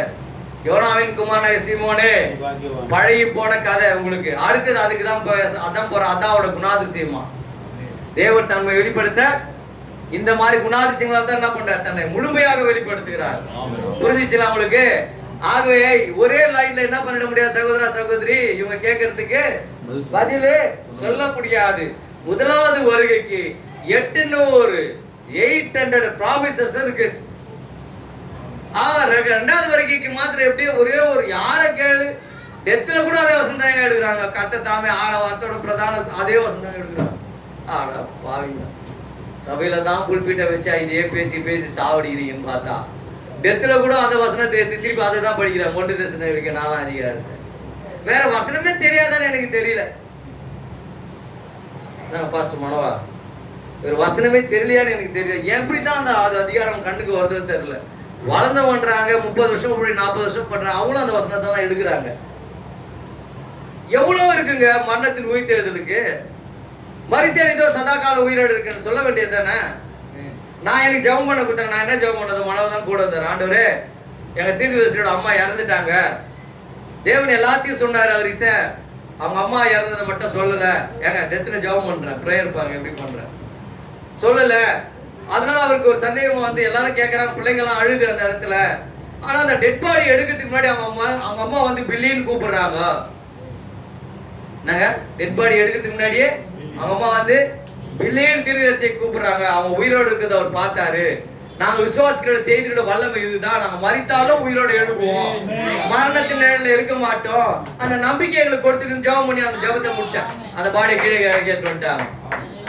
இதுதாங்க சுவிசேஷம், இதுதாங்க காஸ்பல். மரித்தவனுக்கு நம்பிக்கை ஊட்டுறது என்னது, மரணம் முடிவானதல்ல கிறிஸ்துவோட வாழ்க்கையில சொல்லி.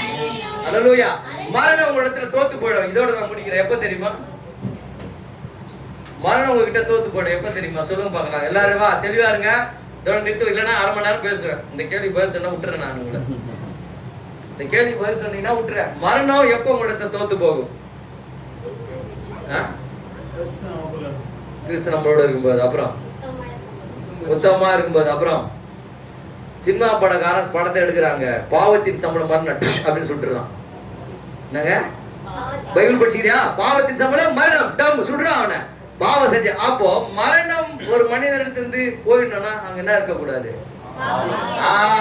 பாவம் வாழ்க்கையில ஆட்கொள்ளாம நீ பாவத்தை ஆட்கொண்டால் மரணம் வாழ்க்கையில தோற்று போனது என்ற அர்த்தம்.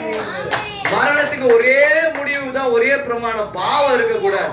நீ பாவம் இல்லை என்று இருப்பாயானால் மரணம் உன்னிடத்துல இல்லை என்று அர்த்தம். பாவத்தில் இருக்கிறவன் மரணத்திலே இருக்கிறான்.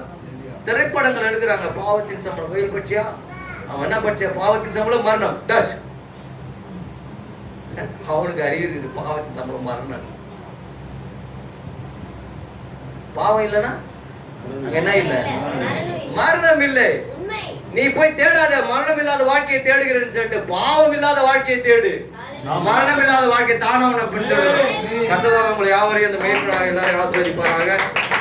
தொடர்ந்து பிரயாணம் செய்வோம்.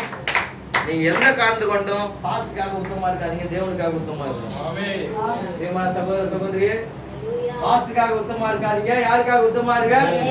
அப்பாக்காக உத்தமமா இருக்காத, தேவனுக்காக உத்தமமா இரு. புரியுதுங்களா? அவர் வேலை சொல்வாரு, செய்யணும் என்று பயந்து செய்யாத. ஒரு நாள் போயிடுவாரு விட்டு, பயந்து போட வைக்கிறது, பயந்து சாட்சி போறது, பயந்து சர்ச்சைக்கு வர்றது, ஒரு காலம் அதை செய்யாத.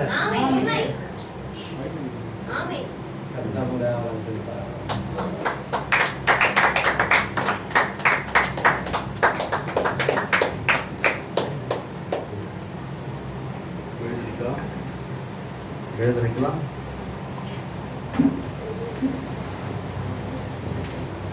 Praise the Lord.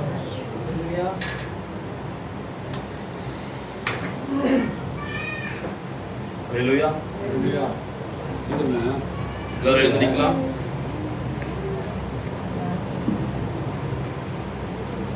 Praise the Lord. மெய்யாகவே எத்தனை பேர் இந்த செய்தி பிரயோஜனமா இருந்தது? மற்ற பிரசங்காரர்களை கூப்பிட்டு வச்சு ஏதோ டைம் பாஸ் பண்ணி ஏதோ 1.5-2 மணி நேரம் பேசிட்டு போறாங்க அப்படின்ற சபை இது கிடையாது. என்ன பேசினாருன்றது சொன்னா மட்டும்தான் நம்ம ஆராதனை முடிப்போம். என்ன புரிஞ்சுதுன்றது தெரியணும். இவ்வளவு நேரம் பேசின அந்த கத்தனை மனுஷன் பாவம், அது புரியாம போனே வச்சுக்கலாம், ரொம்ப அவருக்கே ரொம்ப கஷ்டமா இருக்கும். அதனால அந்த மனுஷனுக்காவது யாருக்கு என்ன புரிஞ்சுதுன்றத கொஞ்சம் சொல்லுங்க தெளிவா. விசேஷ குணங்களில் அது செய்தி தலைப்பு, அது வேண்டாம்.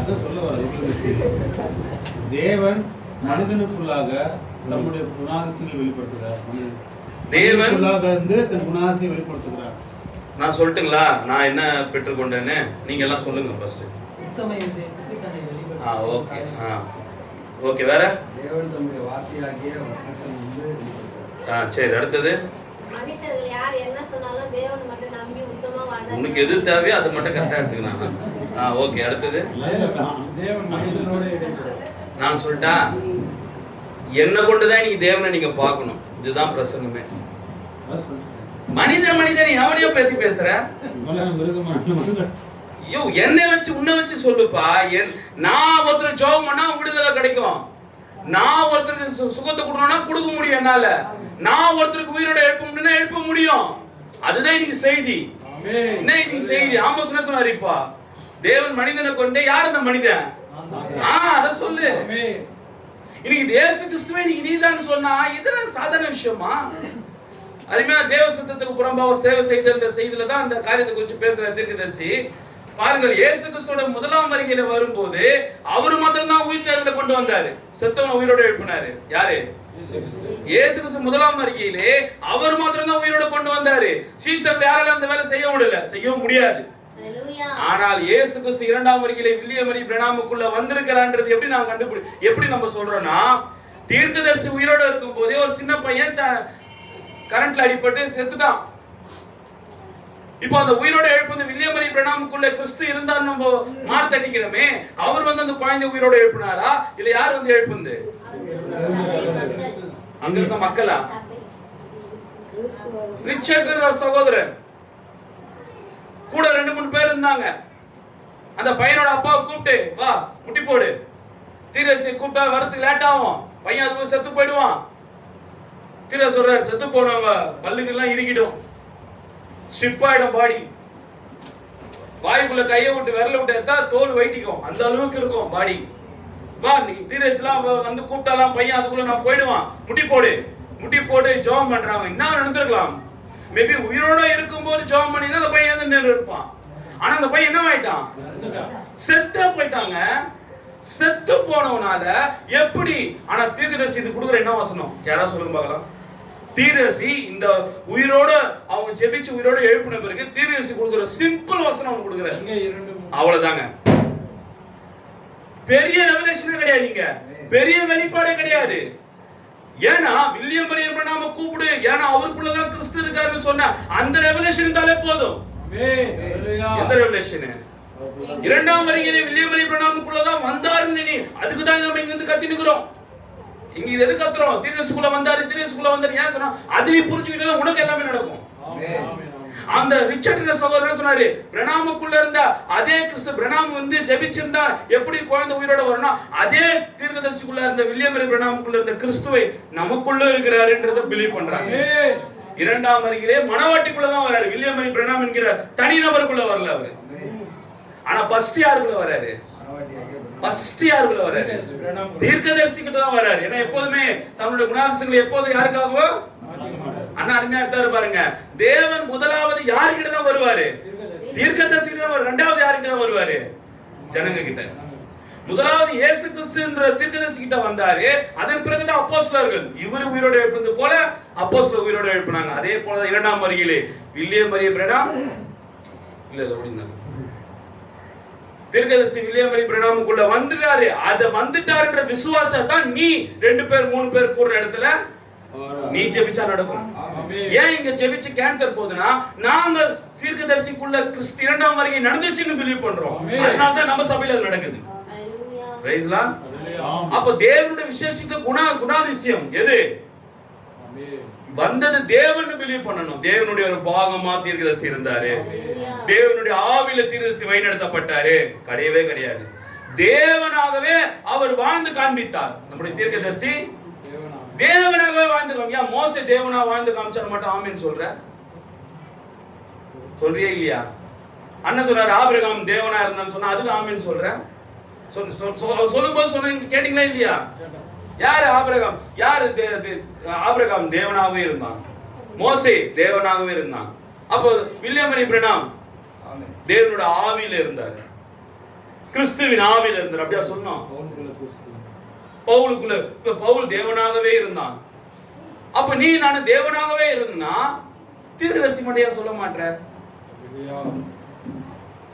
இன்னைக்கு என்ன ஒரு விசேஷமான காரியம்னா அன்பான சகோதர சகோதரிகளே, 2 தீர்க்கதரிசிகள் ஒரே நேரத்துல இருக்க முடியாது. அதனாலதான் யோவான் ஸ்நானகன் வெளிச்சம் போன பிறகு மகத்தான வெளிச்சம் இயேசு கிறிஸ்து இருந்தது. நம்முடைய தீர்க்கதரிசியும் வில்லியம் மரியம் பிரணாமுடைய ஊழியத்தில் ஆரம்பத்திலே அவர் தீர்க்கதரிசியா இருந்து கொஞ்சம் கொஞ்சமா கிறிஸ்துவை அவர் அடையாளம் காண்பித்துக் கொண்டே வருகிறார். கிறிஸ்துவின் முழுமை எப்பொழுது?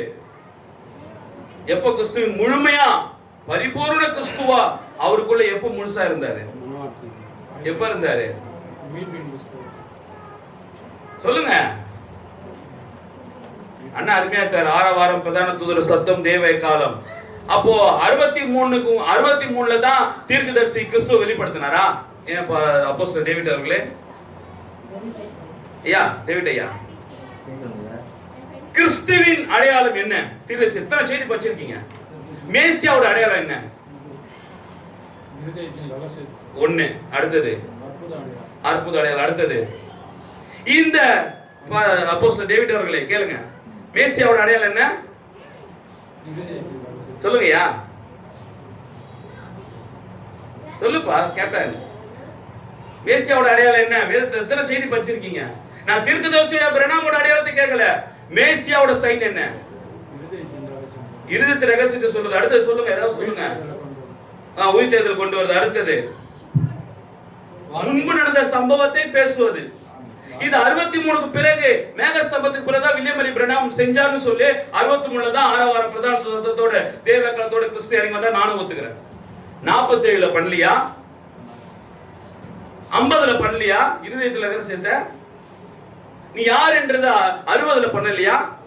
அப்புறம் எப்படி 63ல தான் அவர் வந்தாருன்னு சொல்லி சொல்றோம் நம்ம?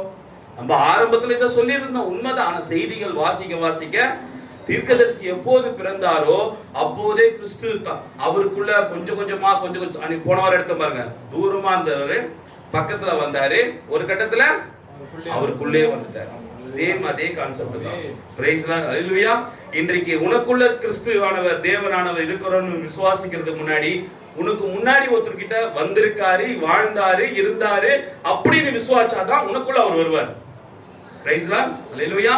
அப்ப சொன்னாரு, ரெண்டு மூணு பேர் இருந்தாலே நான் வந்துருவேன். ஓ, அசாதாரணமாவே வருவேன். அவர் விரணாமை அவர் விசுவாசித்தார்கள். என்ன விசுவாசாங்க? இந்த மனுஷன் தாயா இன்னைக்கு நாளைக்குரிய கிறிஸ்துவ வெளிப்படுத்துகிற மனுஷன். அது விசுவாசத்தினாலதான் அவங்க அந்த பிலீவ்ல முழங்கால் படிட்டாங்க, அந்த சுகம் கிடைச்சது, குழந்தை உயிர்த்தது வந்தது. அதே போலதான் இன்றைக்கு தீர்க்கதரிசியா விசுவாசிக்கிற இல்ல, ஒரு படி மேல அவர் மனுஷகுமாரன் அவருக்குள்ள இருந்தாரு, கிறிஸ்து அவருக்குள்ள பரிபூர்ணமா இருந்தான்னு பிலீவ் பண்ணு, உன் வாழ்க்கையில இதெல்லாம் நடக்கும். Praise the Lord. கர்த்தர் தாமே உங்களை ஆசீர்வதிப்பாராக. நம் கண்களை மூடுவோம். ஓ மெய்யாகவே ஆண்டவரே, என் கர்த்தராகிய இயேசு கிறிஸ்துவே, இந்த நாளிலும் ஆண்டவரே தேவனுடைய விசேஷித்த குணங்களால் ஆண்டவரே நாங்கள் கர்த்தாவே அறியப்படுகிறோம். அப்பா ஆண்டவரே, உம்முடைய குணாதிசயங்களை மாற்றுவதில்லை ஆண்டவரே. நீ கர்த்தா உத்தம இருதயத்திலே நீர் கர்த்தாவே நீ வாசம் செய்கிற தேவனையா. நீர் கொஞ்சத்தில் உண்மையுள்ளவனை அநேகத்தில் அதிபதியாக்குவேன்னு சொன்ன தேவன். எங்கள் தீர்க்கதரிசி வாழ்க்கையில அந்த உத்தமம் இருந்தது ஆண்டவர் எங்களிடத்தில் இல்லை அப்பா. ஆனாலும் நாங்கள் ஆண்டவரே எங்களிடத்தில் வரும் என்பது விசுவாசிக்கிறோம். நாங்கள் பொய் சொல்லவில்லை ஆண்டவரே. நாங்கள் ஆமா என்கிட்ட உத்தமம் இருக்குது, நாங்கள் பொய் சொல்லவில்லை. ஆனால் இனி ஒரு நாட்கள் அந்த உத்தமத்தோடு நாங்கள் வாழ்வோம் என்ற உறுதியோடு விசுவாசத்தோடு நாங்கள் சொல்லுகிறோம் ஆண்டவரே. எங்கள் கர்த்தாவே, இந்த குமாரன் மூலமாக எங்கள் மூலமாக நீ திருவிழப்பட்டுகிற தேவனையா. ஒரு மனிதனால் தலைவலிக்காக ஜெபித்து சுகம் கிடைக்கும் என்றால் அது சாதாரண மனிதன் அல்ல, அது இயேசு கிறிஸ்து என்று விசுவாசிக்கிறோம். ஒரு சாதாரண ஒரு ஸ்ரீதர் மூலமாய் ஜெபித்து ஒரு கேன்சர் போகும் என்றால் அது காரணம் ஸ்ரீதர் அல்ல, ஸ்ரீதருக்குள்ளாக இருக்கிற கிறிஸ்துவானவர். உண்மை அப்படிப்பட்ட விசுவாசத்தை நாங்கள் வர்த்திக்க வளர உதவி செய்யும்படியாக ஆண்டவர் இந்த செய்தி இது முழுக்க எங்கள் வாழ்க்கையிலே, எங்கள் ஜீவியத்திலே, இதயத்திலே அது நாங்கள் ஜீவியத்தில் பிரதிபலிக்க உதவி செய்யும் அப்பா. ஆண்டவரே, உம்முடைய விசேஷித்த குணம் எங்கள் மத்தியிலும் கிரியை செய்ய உதவி செய்யும். எங்களுக்கு கர்த்தா உம்முடைய விசேஷித்த குணங்கள் எங்களுக்கு இதயத்திலிருந்து எங்கள் ஜீவியத்திலிருந்து காண்பிக்காதபடிக்கு எங்களிடத்தில் ஏதாவது தடைகள், குறைகள், குற்றங்கள், அக்கிரம, ரகசிய பாவங்கள், பிரியமில்லாத காரியங்கள் இருக்கும் என்றால் அதே போல கர்த்தா இயேசு கிறிஸ்துவின் நாமத்தினால எங்களை விட்டு நீங்கி போகட்டும் அப்பா. எங்கள் தோல்விகளை நாங்கள் ஒத்துக்கொள்கிறோம், தவறுகளை ஒப்புக்கொள்கிறோம், எங்கள் பெருமைகளை நாங்கள் கர்த்தாவை எடுத்து போடுகிறோம் அப்பா. கர்த்தா இயேசு கிறிஸ்துவே எங்களுக்கு உதவி செய்யும் ஆண்டவரே. உத்தம இருதயத்தோடு நாங்கள் ஜீவிக்க உதவி செய்யும் ஆண்டவரே. நாங்கள் மேசியாவை எதிர்பார்த்த தலையில்லாத முண்டமாக நாங்கள் வாழாதபடிக்கு மேசியா எங்கள் மத்தியில் இருக்கிறார் என்ற தலையோடு நாங்கள் தலை கணத்தோடு வாழ வேண்டாம், தலையோடு மாத்திரமே நாங்கள் இருக்க உதவி செய்ய முடியாது ஒப்புக் கொடுக்கிறோம். நாங்கள் வராத கிறிஸ்துவை நாங்கள் பெற்றுக்கொள்வதில்லை, நாங்கள் வந்திருக்கிற கிறிஸ்துவை நாங்கள் பெற்றிருக்கிறோம் அப்பா. ஆண்டவரே, எங்கள் மத்தியில் கிரியை செய்வது அனைத்தும் இயேசு கிறிஸ்துவை என்று விசுவாசிக்கிறோம். ஒரு பாகம் அல்ல, பரிபூர்ணமாக கிறிஸ்துவானவர் எங்கள் தீர்க்கதரிசிக்குள்ளாக இருந்தார் என்பதை நாங்கள் விசுவாசிக்கிறோம். பேசிய ஒவ்வொரு வார்த்தைகளும் அது இயேசு கிறிஸ்துவின் மனுஷகுமாரோட வார்த்தை என்பதை நாங்கள் விசுவாசிக்கிறோம். அது பலமுள்ள தூதனூடாக எங்கள் தீர்க்கதரிசிக்குள்ளாக இறங்கினது என்பதை நாங்கள் விசுவாசிக்கிறோம் ஆண்டவரே. நன்றி அப்பா, நன்றி அப்பா. கர்த்தராகிய இயேசு கிறிஸ்துவின் நாமத்தினால் ஆண்டவரே எங்கள் ஒவ்வொருவரையும் ஆண்டவரே நீர் கர்த்தாவை வாழ்த்தி ஆசீர்வதிக்கும்படியா நாங்கள் ஒப்புக் கொடுக்கிறோம் அப்பா. நன்றி செலுத்துகிறோம். நாம் ஒரு பாடலை பாடும்போது தேவனுக்கு என்று நாம் காணிக்கை செலுத்தலாம்.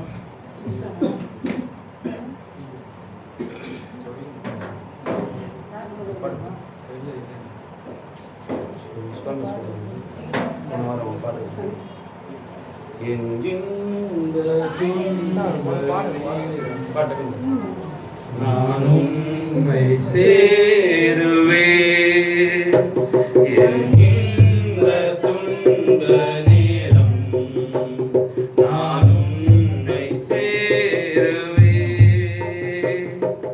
நான் நம்பிடுவே, பாரில் உம்மை தந்திடுவே, என் இன்ப துன்ப நேரம், நான் உம்மை சேருவே, என் இன்ப துன்ப நேரம், நான் உம்மை சேருவே. நாமே நான் நம்பிடும் தேவன் இயேசுவே, நான் என்றென்றும் நம்பிடுவேன். நான் நம்பிடும் தேவன் இயேசுவே, நான் என்றென்றும் நம்பிடுவேன்.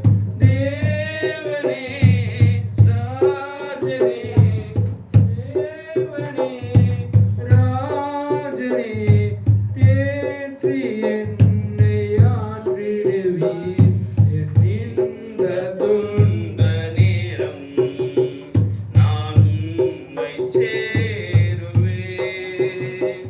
என் இன்ப துன்ப நேரம் நான் உம்மை சேருவேன். ஆமென். கடைசியாக நம்ம வந்த ஒவ்வொருவரையும் ஒப்பு கொடுத்து பிரசங்கித்த அப்போஸ்தலர் டேவிட் அவர்களை ஒப்பு கொடுத்து, புதிதாக வந்த ஒவ்வொருவரையும் ஒப்பு கொடுத்து, முன்பாக வந்து சாங் லீடர் ஜேம்ஸ் ஸ்ரீதர் அவர்கள் நம் அனைவருக்காக ஒப்பு கொடுத்து ஜெபிப்பார். சோதரம் ஆண்டவரே, சோதரம் கர்த்தாவே, சோதரிக்கிற தேவனே, மகத்தான தேவனே, அற்புத தேவனே, ஆண்டவரே இந்த ஜீவனுள்ள வார்த்தையை கேட்கும்படியாய் ஆண்டவரே இந்த ஈசனமான பாவிகளை தெரிந்து கொண்டீரே, அதற்காக நன்றி சுத்திரம் கர்த்தாவே. உலக தோற்றம் முன்னே உங்களை முன்னறிந்தவரே, உங்கள் நன்றியோடு துதிக்கிறோம். ஆண்டவரே இந்த ஆசீர்வதிக்கப்பட்ட இந்த ஞாயிற்றுக்கிழமை ஆராதனையிலும் ஆண்டவரே நாங்கள் கேட்டும் கர்த்தாவே, தேவனுடைய விசேஷத்து அடையாளங்களை கண்டுகொள்வதை நாங்கள் கேட்டும் கர்த்தாவே. அந்த வார்த்தை ஆண்டவரே, அந்த உரைக்கப்பட்ட வார்த்தை தேவனிடத்தில் நீர் பேசினீர் ஆண்டவரே. தீர்க்கதரிசிக்குள்ள இருந்து ஒவ்வொரு காரியத்தை நீர் வெளிப்படுத்தினீர் என்று நாங்கள் கேட்டோம் கர்த்தாவே. ஆண்டவரே 800 தீர்க்கதரிசி ஆண்டவரே 800 வாசனத்தை ஆண்டவர் சொன்னாலும் ஆண்டவரே அதெல்லாம் வருகை இல்லை ஆண்டவரே. அந்த வருகை இயேசு கிறிஸ்துக்குள்ள நிறைவேறினது ஆண்டவரே. தேவகுமாரன் யார், மனுஷகுமாரன் யார் என்பதை நாங்கள் கேட்டோம் கர்த்தாவே. அந்த வார்த்தையானது நாங்கள் வெறுமையாய் விட்டுவிடாதபடி ஆண்டவரே சகோதரர் சொன்ன ஒவ்வொரு வார்த்தையை நாங்கள் விசுவாசிக்கிறோம் கர்த்தாவே. ஆண்டவரே நாங்கள் அதை எங்களுக்குள்ளே எதனா அவிசுவாசம் குறைவா இருந்தால் எல்லாவற்றையும் எடுத்து போடு கர்த்தாவே. ஆண்டவரே அந்த வார்த்தையை முழுமையா நாங்கள் ஏற்றுக்கொள்ள ஏதோ ஆண்டவரே காதுல கேட்டோம் ஆண்டவரே, நாங்கள் மூளையில சிந்திக்காதபடி இருதயத்தில் அந்த வார்த்தையை விசுவாசிக்க எங்களுக்கு உதவி செய்ய கர்த்தாவே. ஆண்டவரே உத்தம இருதயத்துக்கு ஆண்டவரே தேவன் சொல்ல கடமைப்பட்டு தீர்க்கதரிசி சொன்னார் கர்த்தாவே. ஆண்டவரே தீர்க்கதரிசி பிரணாமுக்குள்ள சொன்ன அதே காரியம் ஆண்டவரே, நீர் மாத்திரம் உத்தமமா இருந்தால் உங்களுக்கு முன்னாடி எந்த ஒரு கேன்சர் வியாதி நிற்க முடியாது என்று சொன்னார். அதுபோல கர்த்தாவே எங்களுக்கு வர வியாதிகளை நாங்கள் ஜெயிக்க, எங்களை நாங்கள் உத்தமமாய் காத்துக்கொள்ள, இந்த நாளுக்குரிய வார்த்தையை நாங்கள் உத்தமமாய் ஜீவிக்க, இந்த நாளுக்குரிய தேவன் எங்களுக்குள் இருக்கிறார் என்பதை நாங்கள் திரைநீக்கி மற்ற மனிதர்களுக்கு காண்பிக்க உதவி செய்யும் கர்த்தாவே. அதுக்காக நாங்கள் பரிபூர்ணமாய் ஜீவிக்க உதவி செய்யும் கர்த்தாவே. ஒரு கிறிஸ்துவன் பரிபூர்ணம் அடைவான், ஆனாலும் ஒரு பாவி பரிபூர்ணம் அடைய மாட்டான் என்று சொன்னார் கர்த்தாவே. அந்த வார்த்தையை நாங்கள் கேட்டோம், அதற்காக நன்றி செலுத்துகிறோம். வந்தவர்கள் ஒருவரும் பெருமையாய் போகாதபடி அந்த வார்த்தை பெற்றுக்கொண்டு போக அவங்களுக்கு உதவி செய்ய கர்த்தாவே. தேவன் தாமே வந்தவர்கள் ஒவ்வொருவரும் கர்த்தராகிய இயேசு கிறிஸ்து நாமத்தால் நீரே ஆசீர்வதியும் கர்த்தாவே. கொடுத்த வார்த்தைக்காக நன்றி கர்த்தாவே. தரமட்டமாய் தாழ்த்தி உம்மை உயர்த்துகிறோம். கர்த்தராகிய இயேசு கிறிஸ்து நாமத்தினால் ஜெபிக்கிறேன். ஆமென். சோதரம் மத்தியிலே சகோதரர் கோயம்புத்தூர்ந்து பெனி லெபி அவர்கள் 2 புத்தகத்தை அனுப்பியிருக்கிறார். ஒரு விளங்காத சத்தம், இயேசு யார் செய்தி புத்தகங்களை வாசித்து நீங்கள் இன்னும் விசுவாசத்தை பெருக்கிக் கொள்ளுங்கள். கர்த்தர் தாமே உங்களை ஒவ்வொருவரையும் ஆசீர்வதிப்பாராக. God bless you brother, God bless you sister. தேவன் உங்களை ஒவ்வொருவரோடும் அசைவாடுவாராக. God bless you.